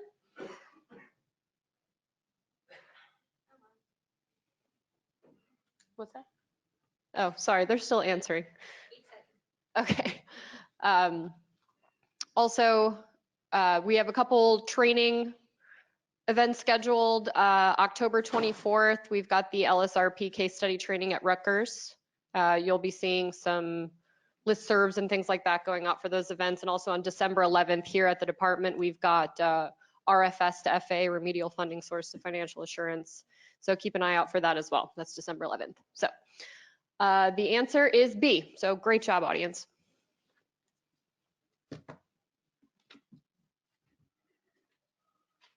Okay, so what are our takeaways real quick? Oh, 30,000. I got it right. Okay. So as we go with this, at the end of the day, the EPH guidance provides you a means to come up with a site-specific alternative product limit. If you're going to remain on site, except for exceptional rules when you exceed a product limit, the institutional controls are still required. We have if you have an alternate product limit that we're going to see before, the need to investigate groundwater requirements or specific compounds of concern doesn't go away just because on that particular site you could have an elevated EPH. So with that, our summary is just very simple. Define your product. Look at know that you have a ceiling limit out there. Your product indicator compliance is on a point-by-point basis. That sample isn't average. The samples for grain size can be collected at any time. I'm told they can be preserved for 5,000 years or 5 million years, I think. So we're good there. And that's it. And I think coffee awaits unless there's questions. Okay, we're going to go to questions in the audience first, or in the webinar. Are there any questions in the audience? Good morning. Thank you for the presentation. I have a question on the chain of custody requirements for grain size samples. If we had a site where 2 appropriately selected grain size samples were collected in the past, and they were collected from an area of the site that's not going to be revisited, but they weren't held under chain of custody protocol. They were collected, stored, let's say, in our personal area, and then analyzed at a later date to get the D10 for those 2. Do we need to go back and recollect those samples, or can we just collect another 1 or 2 also appropriately selected samples? You know, is that chain of custody requirement something hard and fast that we're going to run into a problem using this guidance if we've got a sample or 2 that were not collected under a chain? I think that's for John Rule. My guess is you need to chain. You would include it in the chain. They're not going to deteriorate. So if you knew exactly where you collected them, at what depth you collected them, just simply enter it on the chain of custody with the dates you collected them and any additional ones you need to make your 3 or 4. And I would think that would be appropriate. Yeah. No, you wouldn't. Okay. Okay. So, right. So I have 2 samples because I went out 2 months ago, did a preliminary investigation, right? And I knew enough to collect the samples. And I brought them home. I labeled them. I know where they are. I have field notes to support that I collected them, right? Now I say, oh, okay, I think we're going to look to do an alternative grain size evaluation. So I need another sample. So I go out and I collect 1 more sample or 2 more samples, whatever it is. Those samples are going to have to go to the lab on a chain. They're going to have a collection date, sampler signature, and stuff like that. You're not post-dating the chain. You're just taking those 2 samples, which are documented and supported by your field notes and your labeling, and you're going to list them also on the chain and send the 4 samples in. I already analyzed 2 without the 2 without the chain were already analyzed. So the samples have been processed by the lab and reported on. That's my question. Well, are you using clean samples? Because Sure. you need to have clean samples to do the sieve analysis on the hydrometer. They were from spots that also tested clean, you know, below our remedial goals for the EPH. Yeah. Okay. So you would have your clean samples from the same horizon as your product zone. I don't see any reason why you can't use them. Any other questions in the audience? Bill? So there was a little mention of perhaps estimating alternate concentrations. There was, well, the ITRC guidance of petroleum hydrocarbon is out there. The department has participated, I think, in the development of that, and ITRC takes a different approach towards estimating recoverable product and so on. And I think it's more of a hydraulically driven methodology with product transmissivity and so on. In your discussions, did it ever come up as to what alternate methods the department may consider when somebody wants to consider an alternate product level? Obviously, there is, you know, a school of thought that says you take your samples, you centrifuge them, you know, you use the oil field methods, and you come up with some numbers. Then there is, you know, the ITRC technical guidance. Any thoughts from the group as to which may be preferable over the other or whatever? I mean, we wrestled with that and looked at alternate methods, and no, we did not make the determination. I know the ITRC guidance is out there, and we, you know, and they're different, and the approaches were different that we took in the ITRC because I think that we had different objectives. ITRC loves to talk about, and I'm not denigrating them at all. You know, you build your model, you collect this line, you know, develop your lines of evidence, and then you use varying procedures to support the conclusion you would like. And that's where we say that what you need to do is develop your model and consider what your alternatives are. Obviously, you're dealing with a complex site. And I mean, I think what we're talking about is not recoverable product, but some of these centrifuge methods and stuff like that are what is recoverable product. If you have recoverable product, you're probably not going to be using the EPH guidance for, right? But what we're saying is at the end of the day, when my recoverable product is recovered, where's my stop point? Well, that's a complex site, and then you bring it in and you talk to people. Okay, in the interest of time, sorry, go ahead, Barry, if you want to add a comment. Just to follow up, Ted, as in any technical guidance document, the LSRP has the ability to deviate from the guidance provided they have the justification and whatnot relative to why they want to do what they want to do.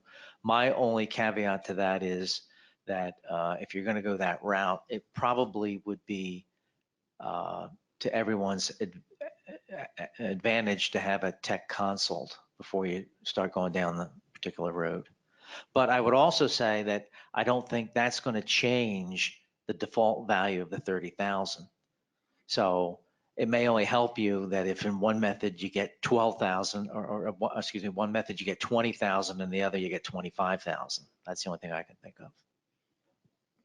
Okay, we're going to do the questions on the webinar and then go to a break. The first question is from Kevin Ziegler. What do we do with historically deed-restricted properties where EPH exceeds the default product limits?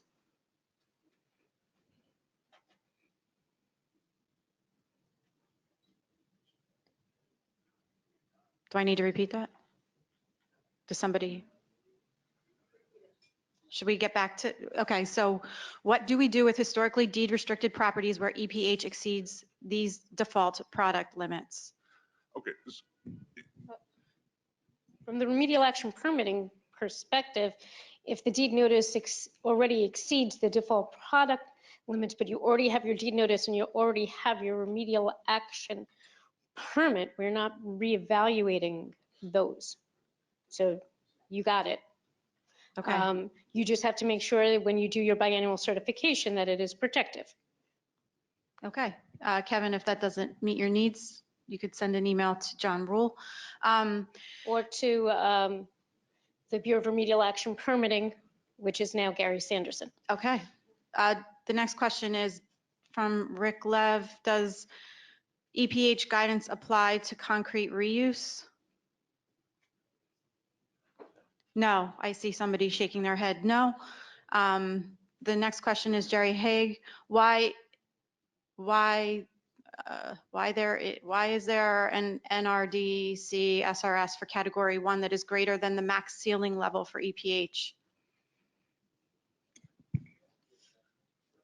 Because it's a health risk criteria. Okay. Next question is Mark Salover. Can EPH greater than 30,000 be remediated by engineering controls?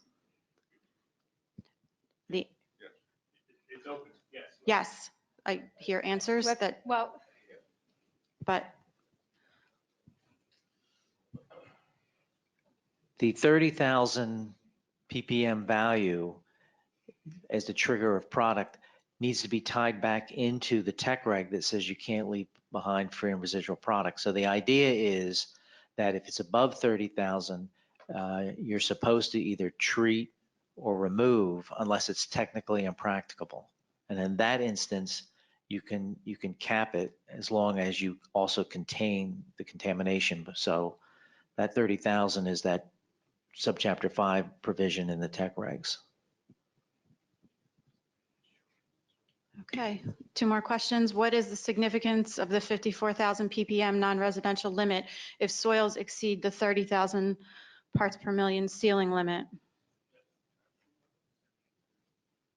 Somebody want to answer that? Or has it been there? Yeah, as John had said, the 54,000 non-residential direct contact soil remediation criterion is health-based. It just happens to be, it's a high number. So that's why we bring in the cap, because you're saying that 5.4% oil, we don't really want to leave that much behind. no more ideally than 3%. So it really goes by the wayside because the product is usually driving it, but it is still an existing health-based criterion. Okay, last question. Please clarify once delineation is completed and there is an exceedance of the default product limit, when can I utilize compliance averaging and or the alternative product limit?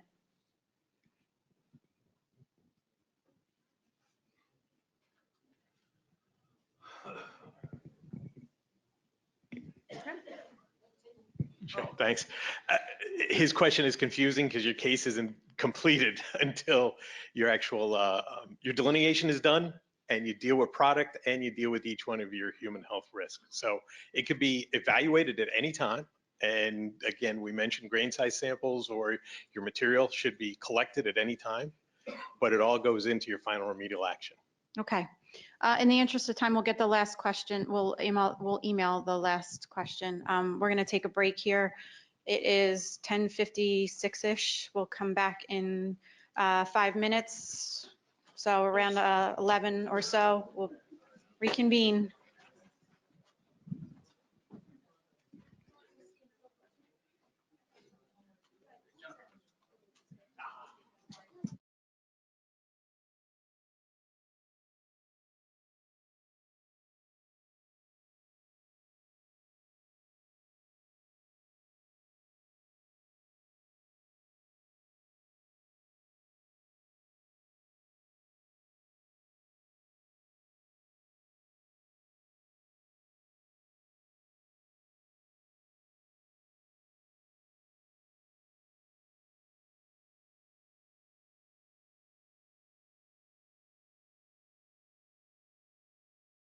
We lost from the break. Again, friendly reminders, if you're here for continuing education credits, be sure to sign out with the time on your way out, as well as fill out your course evaluations and drop them off at the table.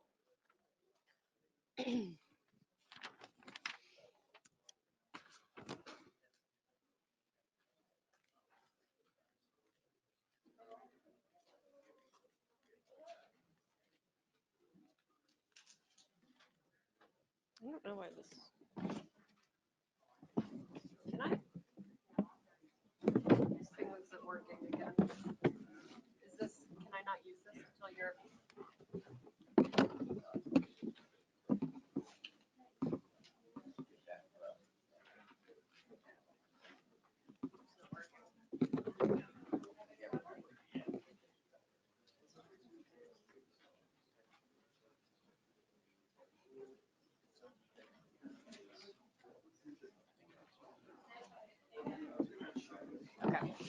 Okay, so next I would like to introduce Mr. Dave Pahalski, and he's going to do a demonstration of the EPH alternative product limit concentration calculator for soil. So thank you, Dave. Thank you.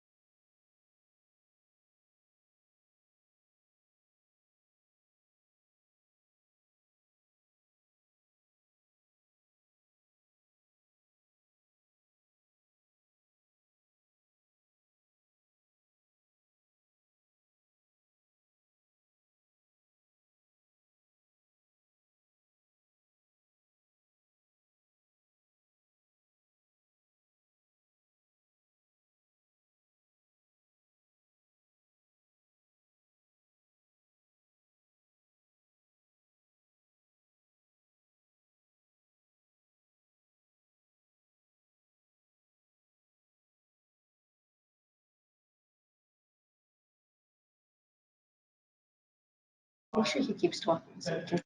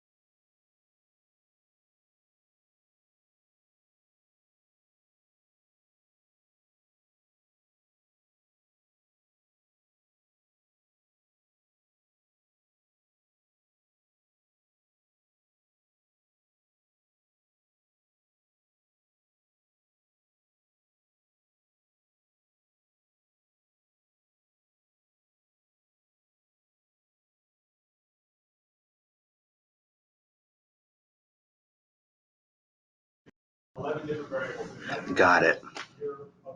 Now, does everybody have it?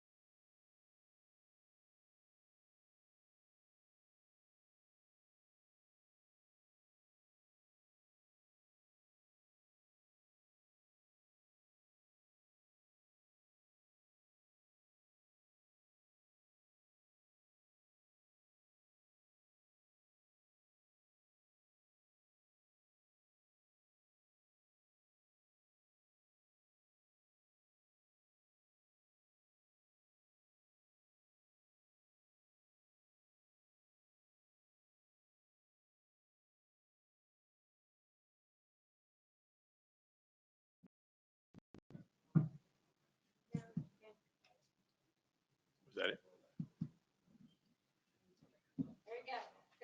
Outstanding. All right. So now we're picking up time. One page, one sheet. It's an Excel document. This is it. No interpretation on your part, just data entry. Task one, download the file. Get the file. You have to enable editing, top right corner. Second thing though, there's another enable because it's a macro enable worksheet. You have to enable macros. Third, now you get to your data entry. Similar to the other DEP spreadsheets, blue is data entry. So wherever you see blue, you'll have your data entry to input. Basic information, the 5 points as I mentioned, your AOC, your site, area concern. After you get your data in, now we're something specific. What is the material, the product that you released? And there's a drop-down menu, and jumping back and forth real quick, that is there. We're just gonna blow it up. That's the list. So you see where the list is? That's what the product types are from 2.1. Just pick it by the drop-down and move on. After it's picked, after it's selected, you see we come up, just for convenience for everybody, we give you the dynamic viscosity, the density, and the default product limit for it. These are just for references, but understand they're there so you can see where you are. If in fact you had a product sample, something you wanted to see, immediately it's there for you, even though it's in the guidance also. Next item is your actual selection of your grain size samples. The calculator, we went back and forth on a couple different items. We came up with a choice. You have to take three for each area of concern. If you remember, you could share some. 3 have to be input. For the calculator, we picked 3 and 4. For the example, we're gonna go through 4. We picked 4 on the radio button. One more time too, to remind you, when you calculate this out, you need to make sure you pick one or the other. That's gotta be the radio button. We'll switch back and forth. We'll show you the example. So pick 4. Sample 1, we input the sample name. 2, 3, 4, continue through. After that's input, you just complete your grain size data sheet. This is the only place where we leave this one sheet and we go to a second sheet. That's our macro sheet. Click that and it automatically jumps to this screen. This screen sets up, and I apologize again, but I'm gonna take you back. When we went back in sample 1, we have a direct input D10. Here in sample 2, we have input sieve D10 data and determine through calculator. In this example, we took 4 samples, 2 MOBs, whatever it was, sent them to the lab, one lab to use 2 different labs, whatever our reason. One lab reported directly what the D10 is, and they have their method, they have their procedures. The other lab just gave you the standard sieve size and hydrometer readout. So once you pick one or the other here, we jump to the next page, we see the same thing. Sample 1 is in the red box, sample 2, sample 3 in the next red box to the right. That shows you, so sample 1 had a direct input, sample 3 has you input your own sieve based on the millimeter size and the percent retained. I'm gonna blow that up for you real quick. All right, here, I'm sorry. This is the example of just taking a sieve size from one lab that we had from, as John mentioned, for some of our testing data, and D3, or I'm sorry, sample 3. Once we blow it up a little bit, that's the same data, so you can at least see it. We boil down to the most important thing is we're looking for D10. What is 10%? When we run down the column for the percent retained, everything down below 0.3 is less than 10. Everything above 0.6 is greater than 10. The calculator goes in and just automatically interpolates between the two. In this example, if you remember from Ron's example, you could read it directly what D10 was. In this example, our D10 is 0.4125 millimeters. It's between our 0.6 and 0.3. Straightforward, relatively simple. It's automatically there.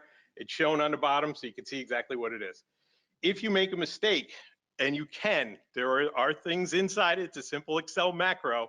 You might list like 20%, 20%, 20% multiple times. It'll either stop or give you a wrong number if you make data entry mistakes. So just be careful, look at it. That's part of having 3 or 4 samples though. You'll see a sanity check real quick where you get variety and variability real fast.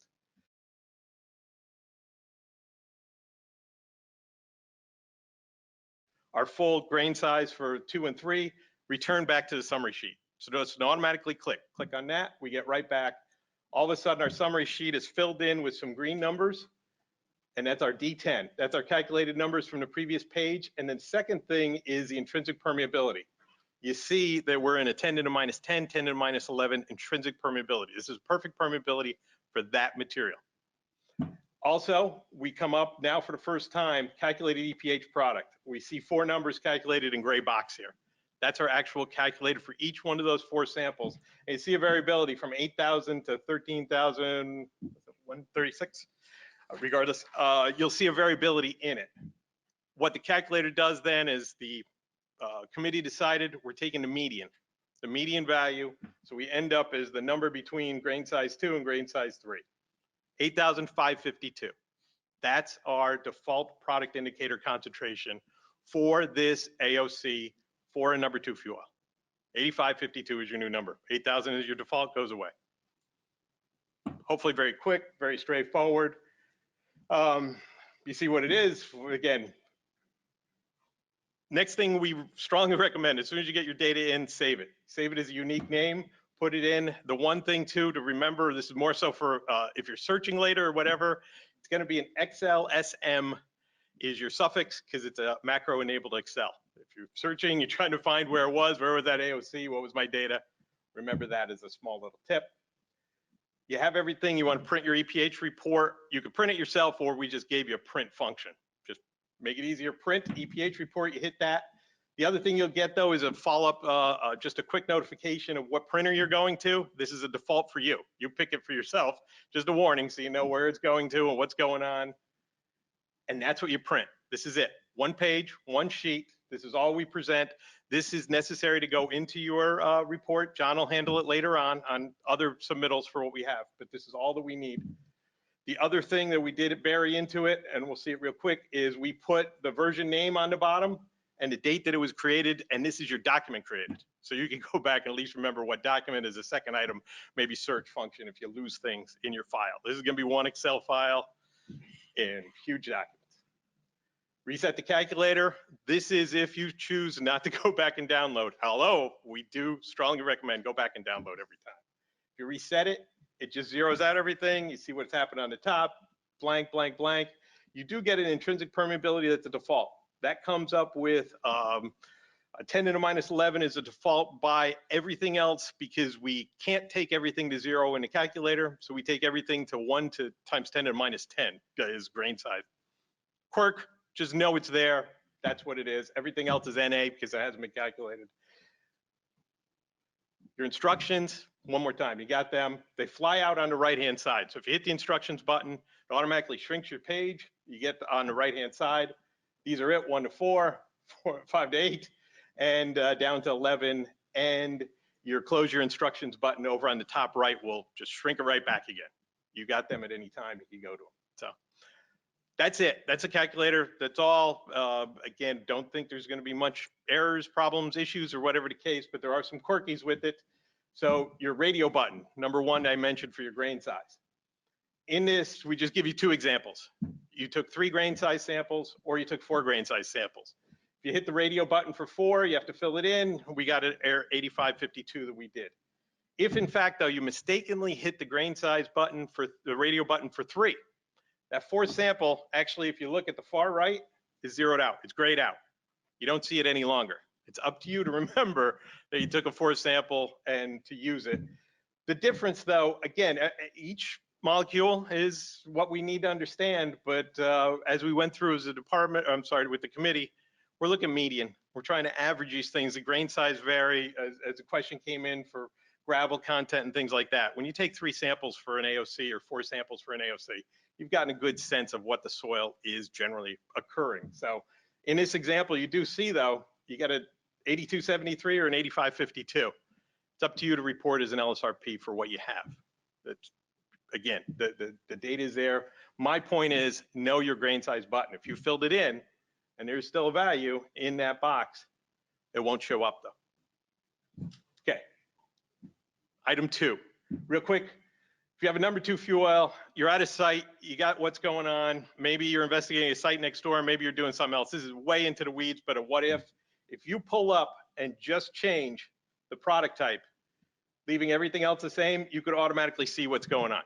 That you could change your product type at any time, see what's happening. You know, if it's not number 2, it's a diesel. Well, okay, there won't be any difference. Let me tell you, that's exactly it. But it's not a number 4, it's number 6, or we think it might be a number 5. We might have something in between. Number 5 isn't listed, so then you're into technical consult. But you can see where things are going, a little bit data evaluation. It automatically comes up and you can see what's happening. The other quirk here, you see for the first time that we get this second gray line down here, 30,000. If we change the hydraulic oil, that sample, that one grain size that was actually yields a higher permeability lower permeability, we've hit the ceiling now. So we show you what the number is, 31,000, but the calculator automatically lines it out, blanks it out, and shows you 30,000 as your number. That's there. That's what we're going to use. The good thing is that 31,000 is still used in your median, but it's just used in ranking, so it doesn't matter. It's higher than our next lower number. 2 samples greater than 30,000, 2 samples less than 30,000. This is just another completely different set, just for an example. You end up with, again, the same type of thing. We got 30,000, above 30,000, above and below. We end up with median. We're looking for the median, so we end up between our 19,000 and 30,000. Our final C result, our product indicator concentration for that sample, 25,493. Okay, sure. Oh, okay, okay, never mind. No problem, and I got to pick up time. All right, last one, number 4, fuel oil. This one we buried in, so living in the world that we have, 8,000, 17,000. The 17,000 was a lump. If you remember, all that list of category 2 was lumped together. Number 4 fuel oil is the one unique compound or a unique compound, and we'll show you real quick that if you took the same material that we had for this first for a category 1 diesel or fuel oil, use the same grain size, used everything through, but changed the product to a fuel oil, you actually get a C result of 14,378. Number 4 is a category 2. Our default product limit concentration is 17,000. Our site-specific concentration is 14,378. You can get this. You'll see this where you actually have a much sandier material, and just the fact of the way things fell, the department has decided, and it's in the document, the default concentration, you have the choice. You could use 14,378 or you could use 17,000, whichever choice is, it's up to you, but 17,000 is perfectly fine. That's probably what most everyone would take too. So that's it. Questions? Okay. Okay. All right. Thank you, Dave. We have some questions on the webinar. I'm going to see if we're going to go to the webinar questions. Okay. There's a lot of they can't hear us. So.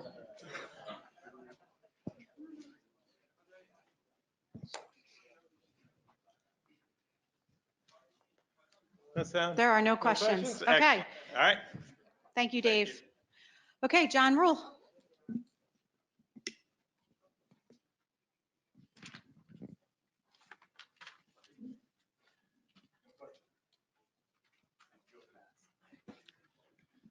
In this portion of the training, I'll present the information required in the EPH Alternative Product Limit Report submission, along with a few other important items that are kind of orphans.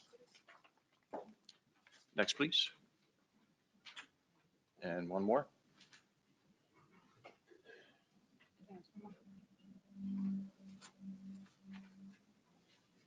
Okay.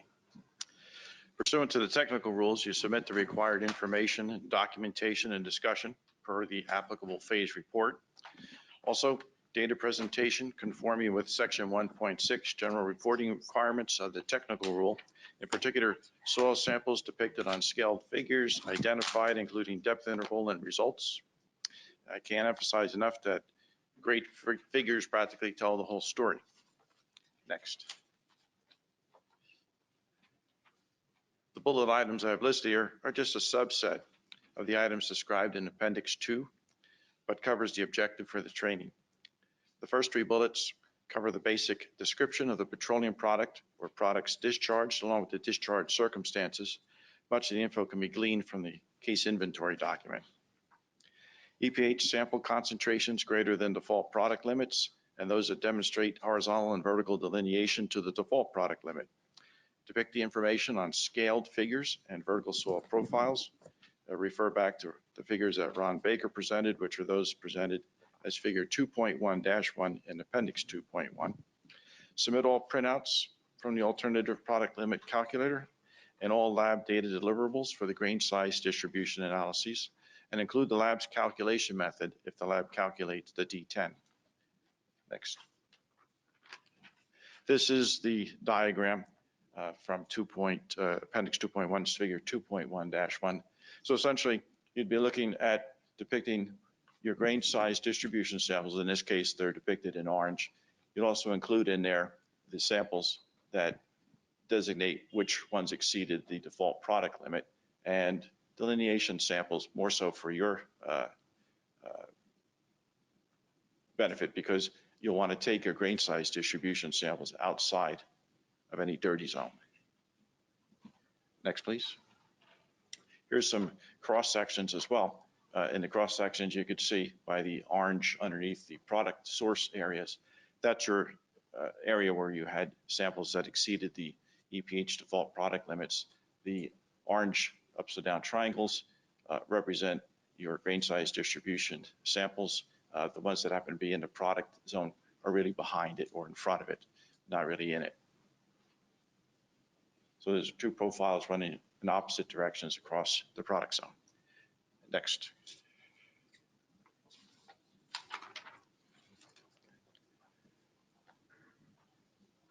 So this is one of those orphan topics. It's appendix 3.5. How would you use your pre-September 2010 TPH data? So the July 2007 EPH-TPH field study had conducted a statistical analysis that demonstrated that TPH and EPH have a 1-to-1 comparability, and that's for the category 1. It's good for comparison of TPH to EPH for the residential direct contact soil remediation criteria and a non-residential direct contact soil remediation criteria. However, when you have an exceedance of the 1,000 milligram per kilogram trigger, that resulted in analyzing for VOs, but the field study demonstrated that naphthalene and 2-methylnaphthalene were of regulatory concern. So the pre-September 2010 TPH data that's greater than 1,000 parts per million needs to be resampled and analyzed for naphthalene and 2-methylnaphthalene. TPH greater than 10,000 milligrams per kilogram, you remediate. Next slide. For category 2 EPH, TPH concentrations of 2,300 milligrams per kilogram or less, no sampling for EPH is required. If your TPH is greater than 2,300 milligrams per kilogram and less than the 10,000 ppm, you resample the highest 25% of TPH results for EPH and use the category 2 soil remediation criterion calculator to determine the health-based criteria. TPH that's greater than 10,000 milligrams, you would either remediate and collect remedial action confirmation samples for EPH analysis, or resample and analyze with the EPH method using the category 2 soil remediation criterion calculator to determine your health-based criteria. This information is simply pulled out of existing phase-ins that were part of the EPH protocol. Next slide, please. Okay, for our webinar participants, we're going to test your knowledge. If EPH results are above the health-based criteria, delineation is required. A, true, B, false. We're going to open up the poll.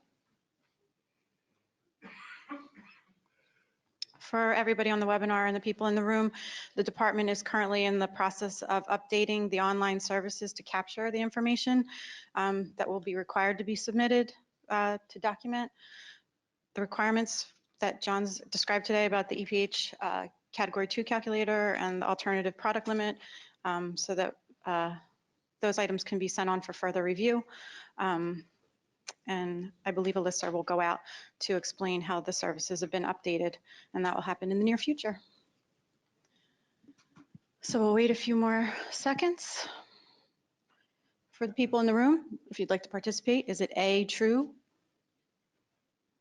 B, false? I'm not going to tell you on the webinar how that went. Just a few more seconds.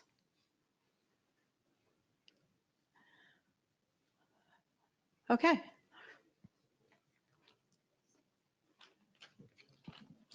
Next slide, please.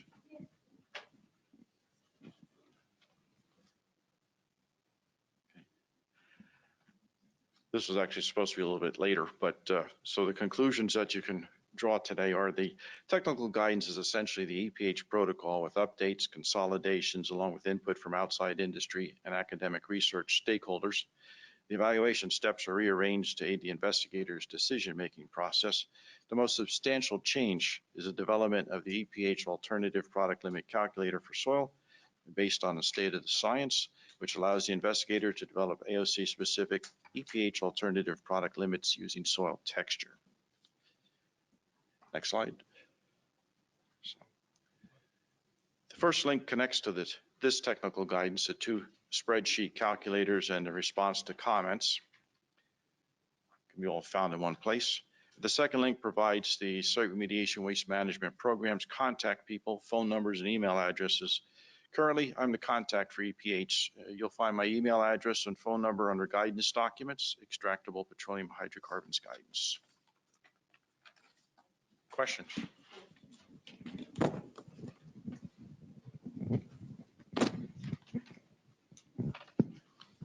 John, general question about reporting.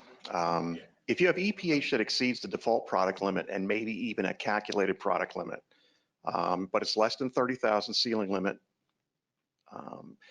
and you can demonstrate via multiple lines of evidence that product is not mobile, can you insert a variance in your reporting to not treat, remove, or contain? I don't really know the answer to that. I mean, the way I look at any exceedance of the applicable product limit is that you would need to treat or remove to the extent practicable, contain it if you cannot, and it's a soil remediation criterion. So the idea is you don't want to have a level there, a concentration that could possibly lead to mobile product. But because it is a soil remediation criterion and 5.1E does say free product and residual product, remediation down to that applicable product level to the extent practicable is the goal. Okay, I was under the impression that the standard for 5.1E was if it was mobile. If it's not mobile, what difference does it make? Because it's still petroleum that's been discharged into the soil. And it doesn't have to be solely into the water to be an issue. If it's in the soil above a product limit, residual product, it still would need to be remediated. It would be remediated via a engineering control. If you cannot remediate to the applicable product limit.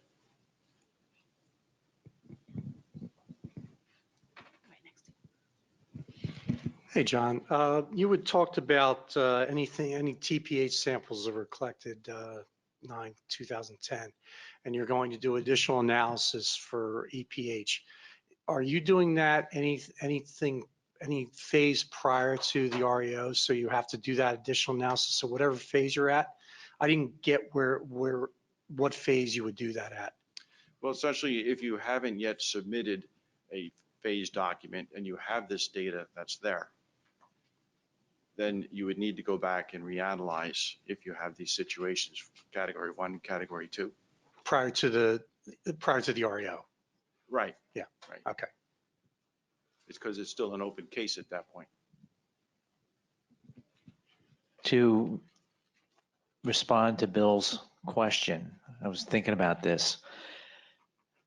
The section in the tech regs, 5.1E, I think, I don't necessarily think you need to do a variance because it would be a variance on that particular requirement. I think Bill was talking more of if I can come up with a different alternative remediation or alternative product limit. Is that right, Bill? Yeah, you can call it that. Okay. It goes back, I think, to the same kind of question that Ted asked earlier. I think because the numbers in a guidance document, you can always take that option of deviating from the guidance provided you have the rationale for doing so. And again, I would recommend that if you're going to go down that route, probably would be of benefit to have a tech consult. because we're not changing the requirement that if you're above that product limit that you have to treat or remove. It was defining what that product limit number is.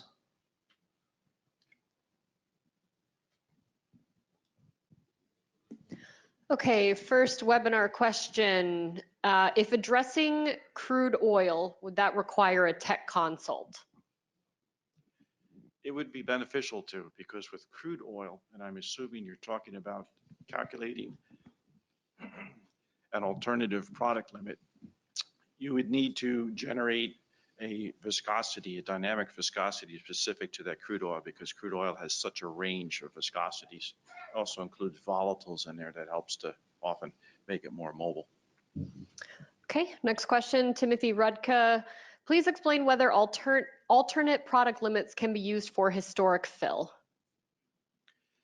You can use, you can develop alternative product limits in your historic fill, provided that the sample that is exhibiting the exceedance of the default product limit, that the soil it's in or the historic fill material it is in is similar to the historic fill material that would be laterally adjacent to it, because you want to have the same soil type, same soil texture in order to be able to calculate that number. If a situation that might not be applicable to this is if one dump, excuse me, one dump truck after another came in with all different types of material, you happen to have product in, oh, let's say cinders, but the dump truck that dumped material next to that was concrete, brick, debris, and all that type of stuff that doesn't match the cinder material. I would say it's not applicable to use this method to determine an alternative product limit. But where, for instance, it might be cinders throughout and it's the same texture, I would say it would be applicable, yes. Okay, follow up for that same question. In the CAT 2 case where pre-2010 TPHC is greater than 10,000 and resampling for EPH with fractionation is conducted and shows the EPH passes, what discussion is needed regarding the previous greater than 10,000 data? It might be easier if you read it down here.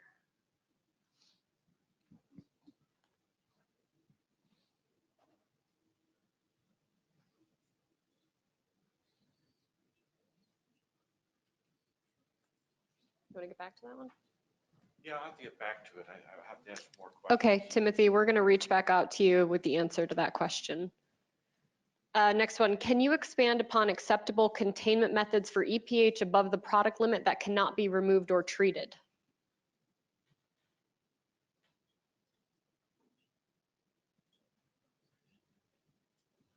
That would simply would not allow it to be mobile, to would hold it in place.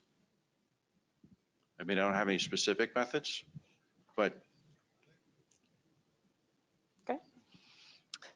Next, Carrie Valenzano. If you use the calculator to develop a standard, are you required to submit the alternative remediation standard form? No. Microphone, ma'am. This is Christina. I work in BIR, and the answer to that currently is no. It is not on the ARS form. And like I had mentioned during the quiz question earlier, the department is currently working on updating the online services. Okay, thank you very much. Thanks, John. Next up, we have Dave Pahalski again. And he's going to present the Category 2 sample SRC calculator. All right, once again, mechanics. The Category 2 SRC calculator has been out for a little while. Just seemed to be the right place to put it in to give everyone a quick training type of thing, understanding of what we have with it. It is quite complex, and quite important for Category 2. So we'll present the calculator. I'll show you through two examples, ask for a little bit of patience with you. One example is heavy for aliphatics, one example is for heavy for aromatics, and I'll just try to demonstrate as one example of how the variability actually goes into human health, protecting human health. So aliphatics and aromatics, real quick, our chemistry, straight chains, paraffins versus aromatics, fuel powerhouse rings. Done. Our materials, and these are just lookups, but at least you have it someplace of across the top, and I apologize, that green is terrible. That's my choice. The carbon range is aliphatic 9 to 12, aliphatic 12 to 16, continue on. The indicator compound, nonane, was chosen for 9 to 12. The takeaway here is we give you some structure, but the vapor pressure and water solubility. Vapor pressure is what controls how much volatilization you'll get. Water solubility, obviously you see as the things get heavier, oops, across for any molecule in general, as things get heavier, they get less volatile and they get less soluble, okay? Take away the water solubility for nonane, 220 ppb. That's a max solubility. That would be free product at 221. Now we jump to the aromatics, the fuel powerhouse. Naphthalene is our indicator for our aromatics 10 to 12 range. Here, water solubility in the same category, 31,000. We've all seen it. Fuel oil is dominantly will float, it will separate. That's what we get as a difference. So when you have an aliphatic, it'll water wash really easily. Also, our vapor pressure stays up relatively high. When you have an aromatic, it won't water wash as easily, but it'll volatilize more easily. Takeaway, long story, you start with a category 2 material, it's released the environment, it's gonna change immediately. Obviously, everybody knows it. The physical parameters control how it changes. With that, sorry, the second thing is I've worked, anyway, I would challenge most people to look at it and immediately say, based on an EPH sample, you know, I have 5,090, great, you're below standards. But I have this Cat 2 analysis, tell me if this is above or below human health risk. You gotta put it in a calculator, it's that much. The next thing is take away from this, every sample needs its own calculator sheet. Previously, if you remember, the old calculator had 4 or 5. You could put compounds together. This is one sheet, one sample for each one. Once again, enable the editing, enable content for the security warning. First thing it comes up, pick your standard, residential or non-residential. Input your name, your sample number, date, data. Again, the takeaway is the light blue. Enter input for the light blue. And just like the table, we start with the alphatics, the first 4 alphatics, the next 4 aromatics. Some labs report them opposite, just be careful and put them in. Once you input for this sample, actually, because we chose it specifically, it's 16,900 is the actual concentration of this sample for EPH. For total EPH, 16,900. Goes through the calculations, shows you the calculations for what they are. In this, for a residential scenario, we're at 17,000.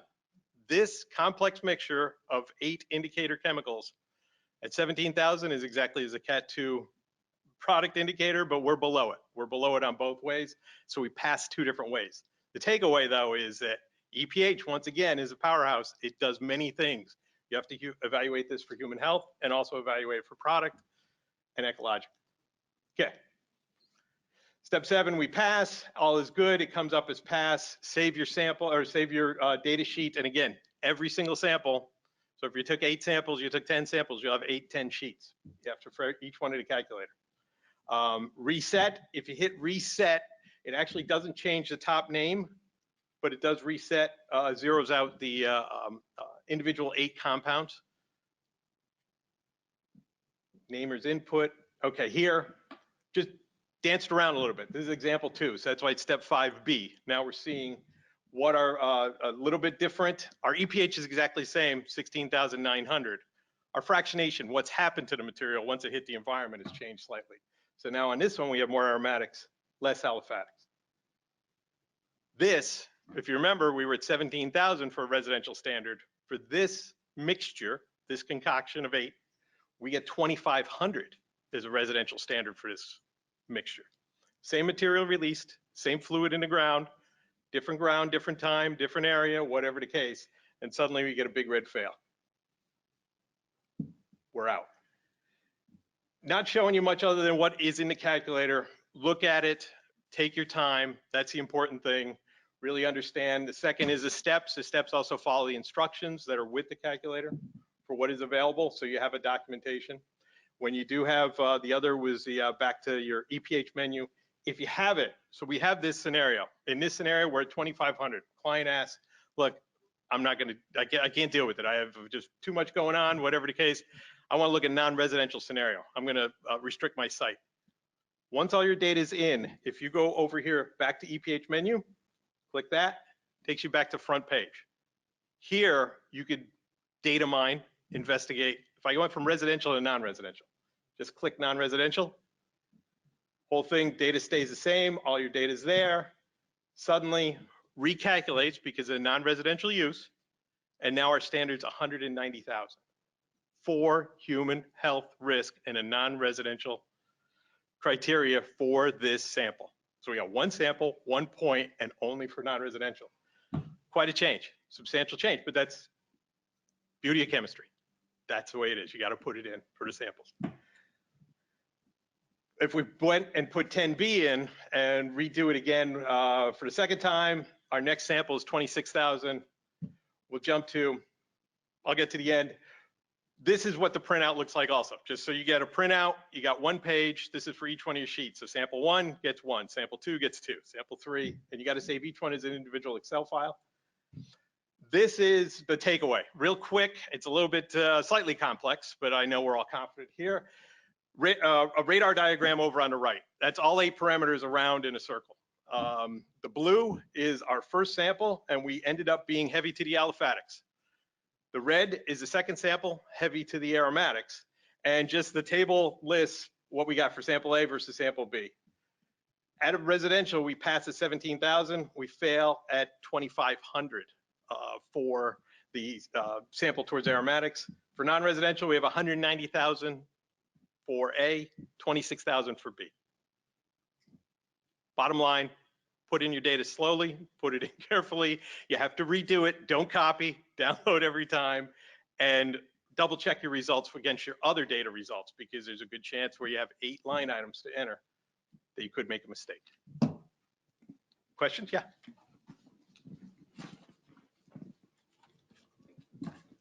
It's more a request for future calculator revisions. Can you possibly make the aliphatic and aromatic entries, in a column versus in rows versus columns across, because the lab reports it down and now we have to transpose it, and you're telling us how important it is to get this data right. It'd be helpful. Understand your question, accept your question. The only thing I can tell you is open up a blank, copy, transpose, and then put it back. Yeah. It's faster than waiting for the department. Sorry. Not as billable though. Not as a slam, just Dave. auditing. Yeah. Anyone else in the room? Any questions on the webinar? It looks like no questions. Good. All right. Okay. Our next presentation is Dave and John to go over some scenarios using all of the information we just went over today.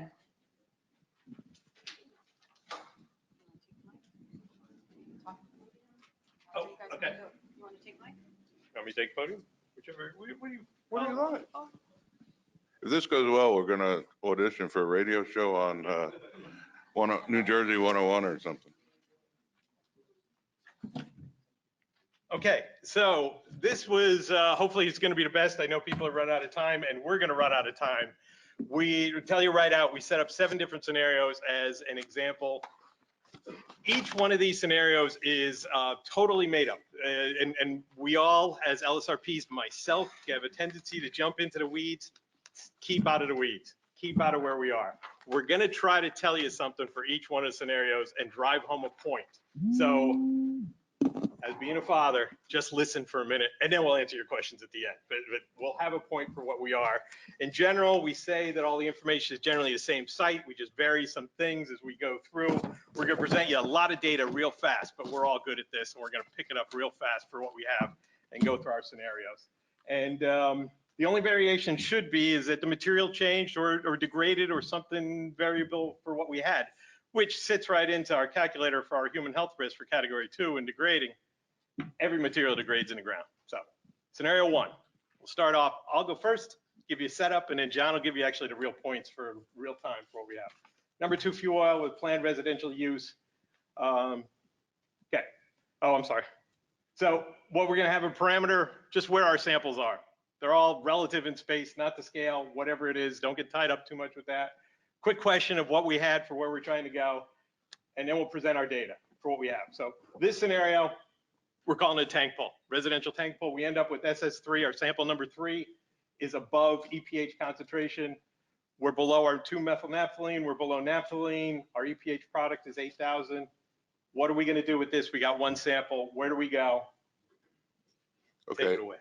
All right, and the point here is, okay, we have the one sample is over the residential direct contact, but it's not over our product limit. So once we delineate our exceedance at SS3, both vertically and horizontally, this can very simply be compliance average the one sample, and the product limit is not a problem, and 2-methylnaphthalene for that sample is not a problem. So we're done.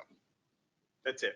So our real takeaway is the EPH document, even though we talk about product, the document takes you through all the use of EPH. A residential, we didn't deal with product on this one. We never had it for what it is. Read the document, read the guidance, and there's also a checklist down through it. So scenario 2A and 2B. Again, a little patience. We set you up with one, then we switch again. So we have a 3,000 gallon number 2 fuel oil planned non-residential property use. So this one's a commercial use in the site's client's okay with non-residential. We just know that going in for what we got, and we'll see what our data shakes out. Our tanks pulled, we come out our 5 samples. This one, SS3, also again for convenience on the bottom, we get a failure for EPH concentration for human health at 5,100. We get a failure for our product indicator. We get a failure for 2-methylnaphthalene. What are we gonna do? What do we got? We got to deal with all 3 of those.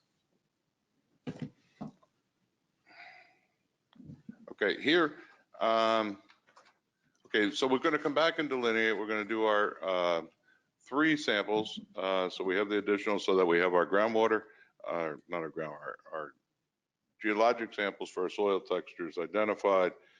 We do the SPLP for our 2-methylnaphthalene. That passes, so we are done there. And we do our vertical delineation at SS3 for EPH and 2-methylnaphthalene. 8,000 is the default value that was our target. So in this particular case, although on the health risk side, we could compliance average that, we still have a EPH product limit issue because it's a Cat 1 fuel. Okay, so our takeaway on this one, the alternative product indicator concentration calculator worked. The second thing is the takeaway is you notice all consultants hate to, especially clients, we had to go back. We never took grain size samples. We had to go back and take grain size samples this time to be able to get the product indicator to work, to be able to have it. But that was done. So we took 3. Actually, so our 3 is grain size 1, grain size 2, and we took it out of sample 7 because already we were there and we knew it was clean. Okay. To B, so we set up to John, SPLP wasn't collected. What do we do? I thought you were doing that. Oh, okay, so I'll take this one. So this one, same thing. We missed the grain size, sorry. Oh yeah, you're right, I did, I apologize. We're not going on the radio. We didn't collect SPLP. Oversight, miss, whatever the case, just like we didn't collect grain size. We come out with, so where we're at, we still have the same grain size, doesn't change, the material has changed. We pass for product indicator. We pass for compliance average, once we compliance our EPH away, but we still have 2-methylnaphthalene, and that's still an exceedance. We have to deal with that for what we have. So we have to deal with a delineation of that. We have to deal with an impact to groundwater for where we're gonna go. Yeah, I got a couple choices. We're not gonna tell you that's where we stop the scenario. You could put monitoring wells in because you triggered a groundwater investigation. Go back and do SPLP, you could go back and do fractional organic carbon. All your choices. The point is, you gotta deal with it. EPH product doesn't get you out. EPH human health does not get you out. Everything is a point compliance here for this. Okay. Scenario 3A. 3A and 3B, same kind of thing. Everybody's comfortable with it now. We could roll through these. Okay. An 8,000 gallon number 2 fuel, residential. We want to go to unrestricted residential problem. This one, it kind of set it up. Again, we set it up specifically. We have 2 problem areas. SS3 and SS5 both exceed the EPH human health. They both exceed the product indicator for our default concentration. We run our 2-methylnaphthalene and naphthalene, and we end up okay. Or, I'm sorry, failing for 2-methylnaphthalene. Then we got SS4. Well, we tried it, we ran it, and for that one we fail now for naphthalene for our trying to compliance average or whatever we can. We get a good concentration out of 2-methylnaphthalene, but not out of naphthalene. What do we got to do? Okay. So we have a couple of things here that we could look at. One, I would come back and say, you know, we were trying to compliance average or look at the compliance average for the SS4, and so we analyzed for the naphthalene, which comes up high. And the question is that you may not have needed that analysis. We have it now, so we have to deal with it, but in a different world on the contingency, since the sample with a higher EPH had passed for naphthalene, we may not have needed any additional naphthalene analysis for the site. Next to that, we had the issues of the SPLP samples were collected so that we can do those to evaluate the need to do a groundwater investigation, and they passed. The naphthalene, if we continue to analyze the naphthalene or analyze for naphthalene at our additional samples, we should be able to average that. But at the end of the day, we're still going to end up with an issue with our product limit at sample SS5 that's going to have to be analyzed for the site. Okay, so that's 3A, same numbers. 3B, we get one failure for an SPLP. So our sample in number 5, our SPLP fails. So at 5, we've now made it in relative terms twice as bad. We have a product indicator concentration failure, 16,875, because our site specific, our default is 8,000, our site specific is only 9,160. And we have an SPLP issue, or I'm sorry, a groundwater, impacted groundwater issue for that. Each one of those needs to be dealt with. The site now just got more complex, but it's the same, you're gonna go through the same remedial strategy for where you need to go. Okay. Number 4, and we're doing good, so we'll have time for questions. 2,000 gallon diesel oil, again, planned residential property use. This one just gets a little quirky. Because now, similar to the UHOTS, we set up something where we have a sample up against a building for where the building is out there. And it just happens to be that is our one sample that's our exceedance. That's our concern, sample number 4, right up against the building. Real takeaway, one more time, hammering home. You see, at least this LSRP was smart enough. He took grain size samples while he was out there, threw them in a jar and had them. Ron said 5 million years, whatever our holding time. So we have those immediately for what we got, so we could jump to see what is occurring. The other thing we also have is a naphthalene exceedance in sample 4.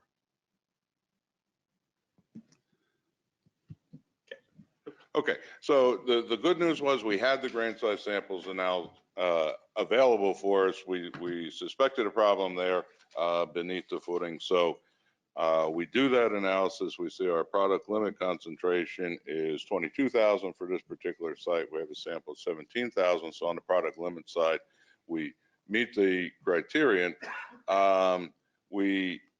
If we want to have an unrestricted use here, though, we have to delineate sample SS4, which we do, and we see those samples come in below criterion, and so our delineation is complete, so we can compliance average for the EPH.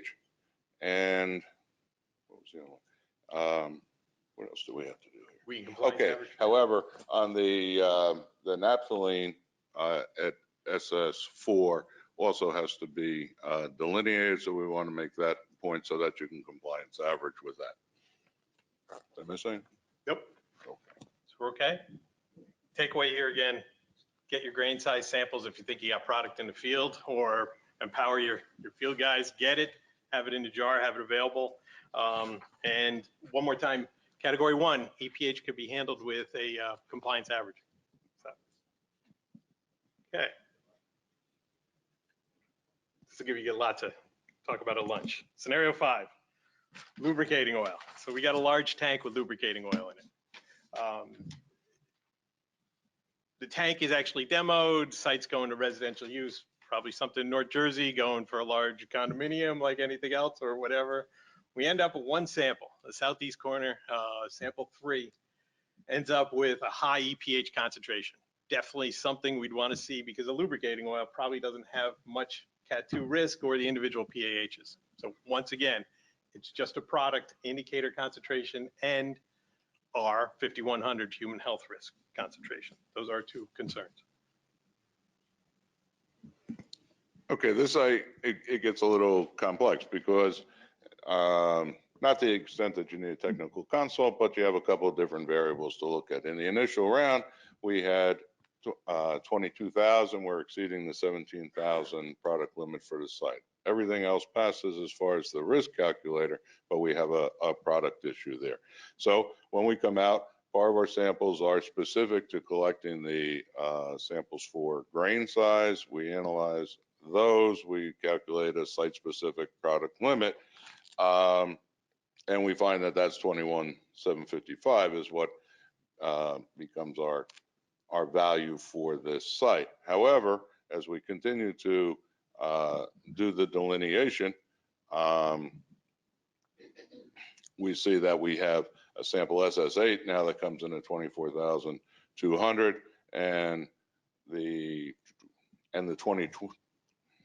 22,000 that we started with still is above our site-specific EPH product limit. So in this particular case, we still have a product limit issue to deal with, even though we do not have a risk factor associated with the health-based criteria. So we're going to have to do additional remediation there. The only other thing I would point out here is that when we look at the delineation, we also have to consider the requirement, if we're going to use the site-specific product limits for the site and only address it to the 21,000 level, we have to delineate to the 17,000. Correct. So just to build on John, the last point, going backwards, most important, delineation is to the default concentration. It's in the guidance. You'll see it. It's item 4B, whatever, as you go through your checklist. Check it. So if, even when we go back to our first one, we were 8,000 was our default and we had 8552. We need to delineate to that. Luckily, delineation is your professional judgment. How many samples do you need for it or whatever the case, but be prepared. You have to understand that and know 17,000 needs to be delineated here, okay? Second thing, and it's the same statement for both lines, for EPH and for EPH, the category 2 risk calculator. Each one of these is an individual, we're at single point compliance for each one of these samples because you can't average an EPH concentration because it goes, human health can't be averaged, product indicator can't be averaged, and your Cat 2 risk needs to be done for each one of your samples. So just the complexity of a Cat 2 project and Cat 2 material, and a reminder. Okay, 6A and 6B, cutting oil in industrial property. Setting you up with a little bit here. Stored in an above ground tank, throw the tank out there, SS3, the saved to drawing comes up with a high EPH concentration. Our Cat 2 passes are individual. pH exceedance are no exceedance, so we're all good. We're just at a product indicator concentration problem. That's our big thing for what we have. Important point. Oh, I'll back up. I thought it was your turn. The important point, though, is for anyone to look, product indicator concentration. Cutting oil is a Cat 2 material. You'll deal with it for a Cat 2 risk calculator, but the product number the department uses when you go back to John's and the handout or whatever the case for cutting oil, because we're not sure. There's light material and there's heavy material. You get into a mixture. For this, we're using 8,000 as a default product. That's what the department has decided, and that's the number for cutting oil. So when you have it, you start with 8,000. Okay, as Dave pointed out, we're dealing with a cutting oil, and we have to remember the 8,000 parts per million. And it's going to depend on exactly what the material and processes that oil was developed with, what molecular weight and density materials were part of that, and which is going to affect the viscosity of the fuel. So this was a conservative approach that's in there, but you have to measure it against that level. We did come out, we do our analysis for the grain size samples. We have our grain size samples identified. We come up with the site specific 25,000 alternate product limit. So we meet the requirements for the product limit for this site. We did additional delineation on the site. So when we look at the samples SS9 and SS7 through there, they're all below they're all below the 8,000 part per million default product limit. So we meet the requirement for having delineated to the required or the default product limit for the site.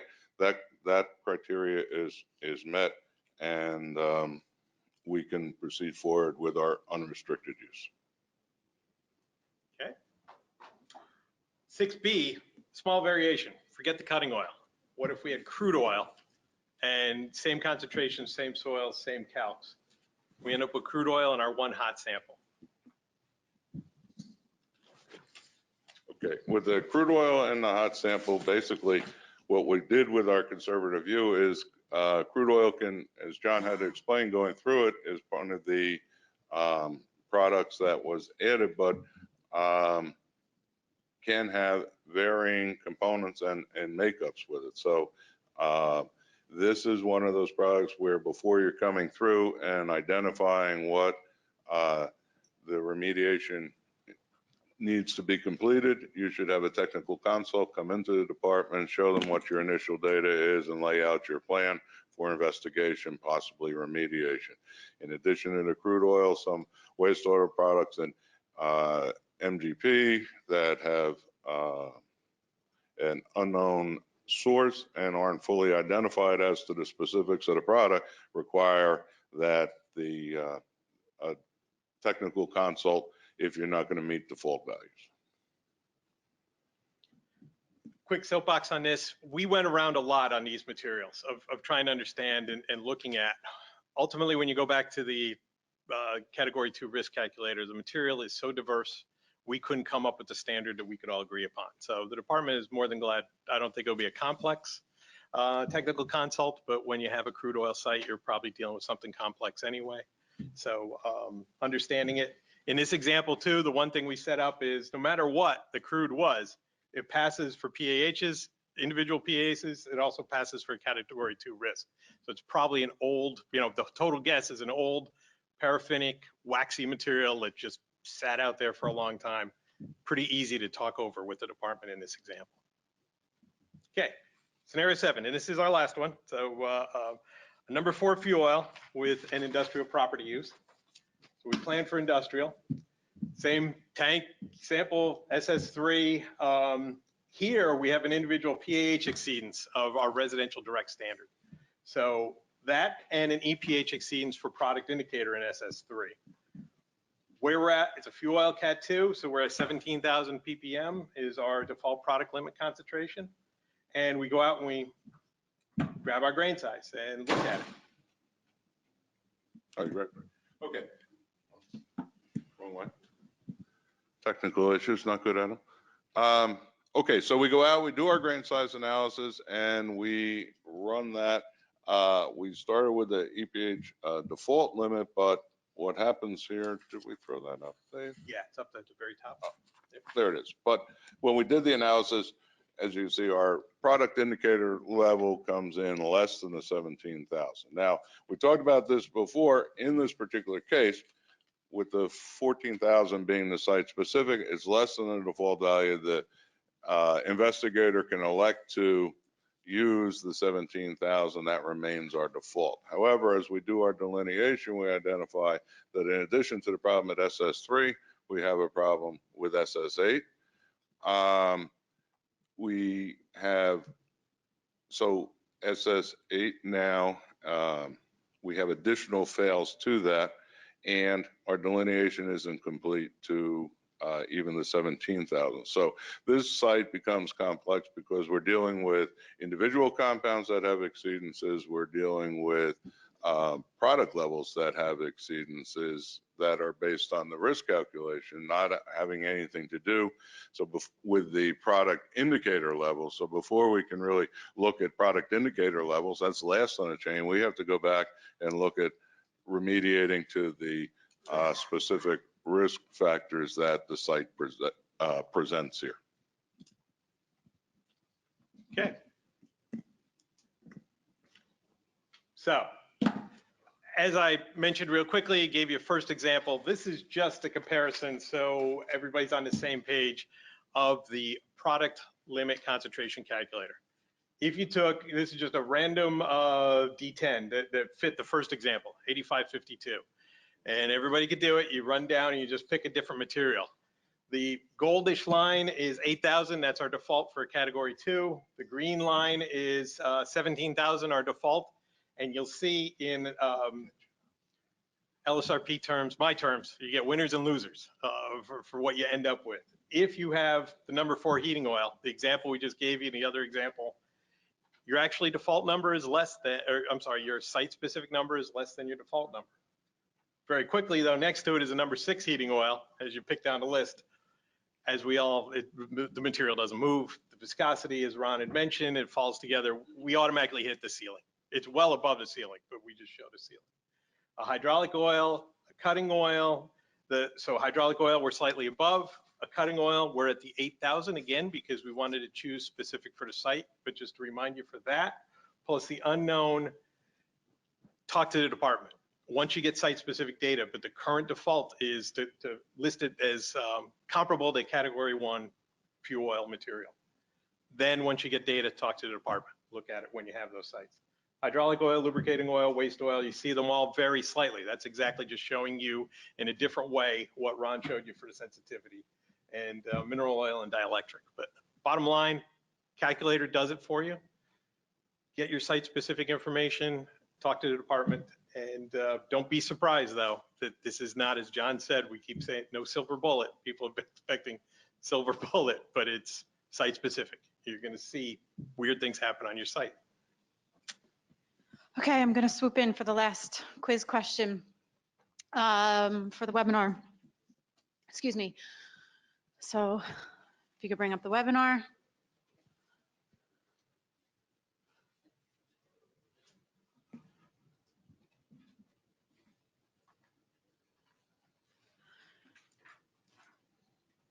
And so Saturday, July 20th and Sunday, July 21st were the hottest days of the year thus far. A true, B false. While we wait for everybody to deliberate on the webinar, thank you everybody in the room today. And on the webinar, we had about 400 people sign up for the webinar, which means there were far more people on the webinar than that. So that's a large amount of people that attended this presentation. Thank you for hanging in there while we had some technical difficulties. If you haven't already, please fill out your course evaluations.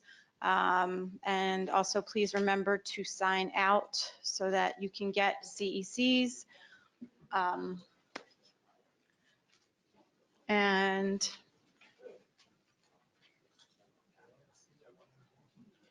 we'll be back in a moment.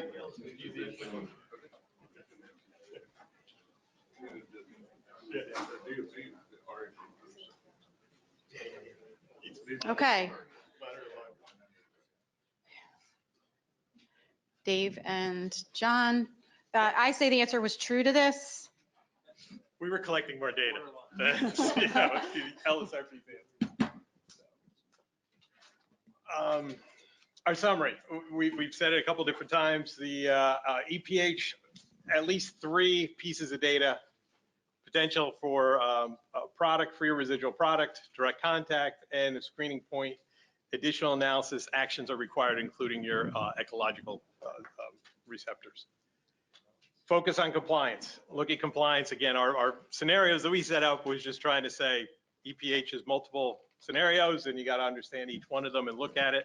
Then there's ways around each one of the parameters or options to be used as you have for compliance averaging, compliance and attainment guidance. And that's really it. The guidance is available. So now, question? Excellent. Maybe on the webinar. Not so fast. There's a question in the room. Just David Ntola, just a quick, I guess, variable on all these scenarios. Was there a cost analysis done on doing so it was just straight up whatever? Okay. Every single, and I'm sorry for cutting you off. No, that's every fine. single one of these was made. We had a point to make and put samples on. Yeah, no, to come I'm up just with that thinking point. amount of time it would take to do all these delineations, and you're going to ask your client to wait. Good luck with that. No, I know. I'm just real time. That's the hardest part.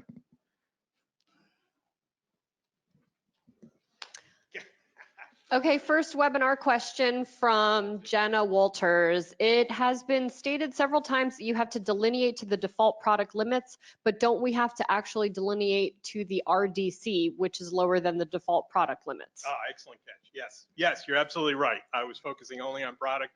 You do have to delineate to both. Do you have a comment to that, John? Well, it's just, we have to clearly look at what we need delineation to, okay? If the RDC had been delineated to, or in that particular cases that we mentioned that had been delineated, the RDC had been delineated, so the remaining piece was not to forget that you had delineated to the 17,000. Okay, next question from Krudiben Oza. Soil above 8,000 or 17,000 can stay at the site, but above 30,000 must be remediated. How about 54,000 milligrams per kilogram NRDC for Cat 1 can remain at the site if 30,000 milligrams per kilogram is the limit for product remediation? Well, to give them kudos, they clearly identified what the human health risk is for a non-residential, which is 54,000. But at the same time, we have a second parameter, which is a product indicator concentration. You got to deal with both of them. You can't keep trying to merge them. I constantly do myself. Excuse me, but you have to, each parameter needs to be, each scenario needs to be evaluated based on the one EPH parameter. Last question from Darren Hopper. If EPH concentrations in soil are below the calculated product limit, but you have product, coal tar, in a monitoring well, are you still exempt from the tech reg requirements to remediate the product? No, which I'm not sure. That was an easy one, because if you can see it and you can indicate it, it's there. Great. Any other questions from the audience? Okay. Thank you to all of our presenters. Thank you for the folks on the webinar. Thank you for coming. Thank you and good night.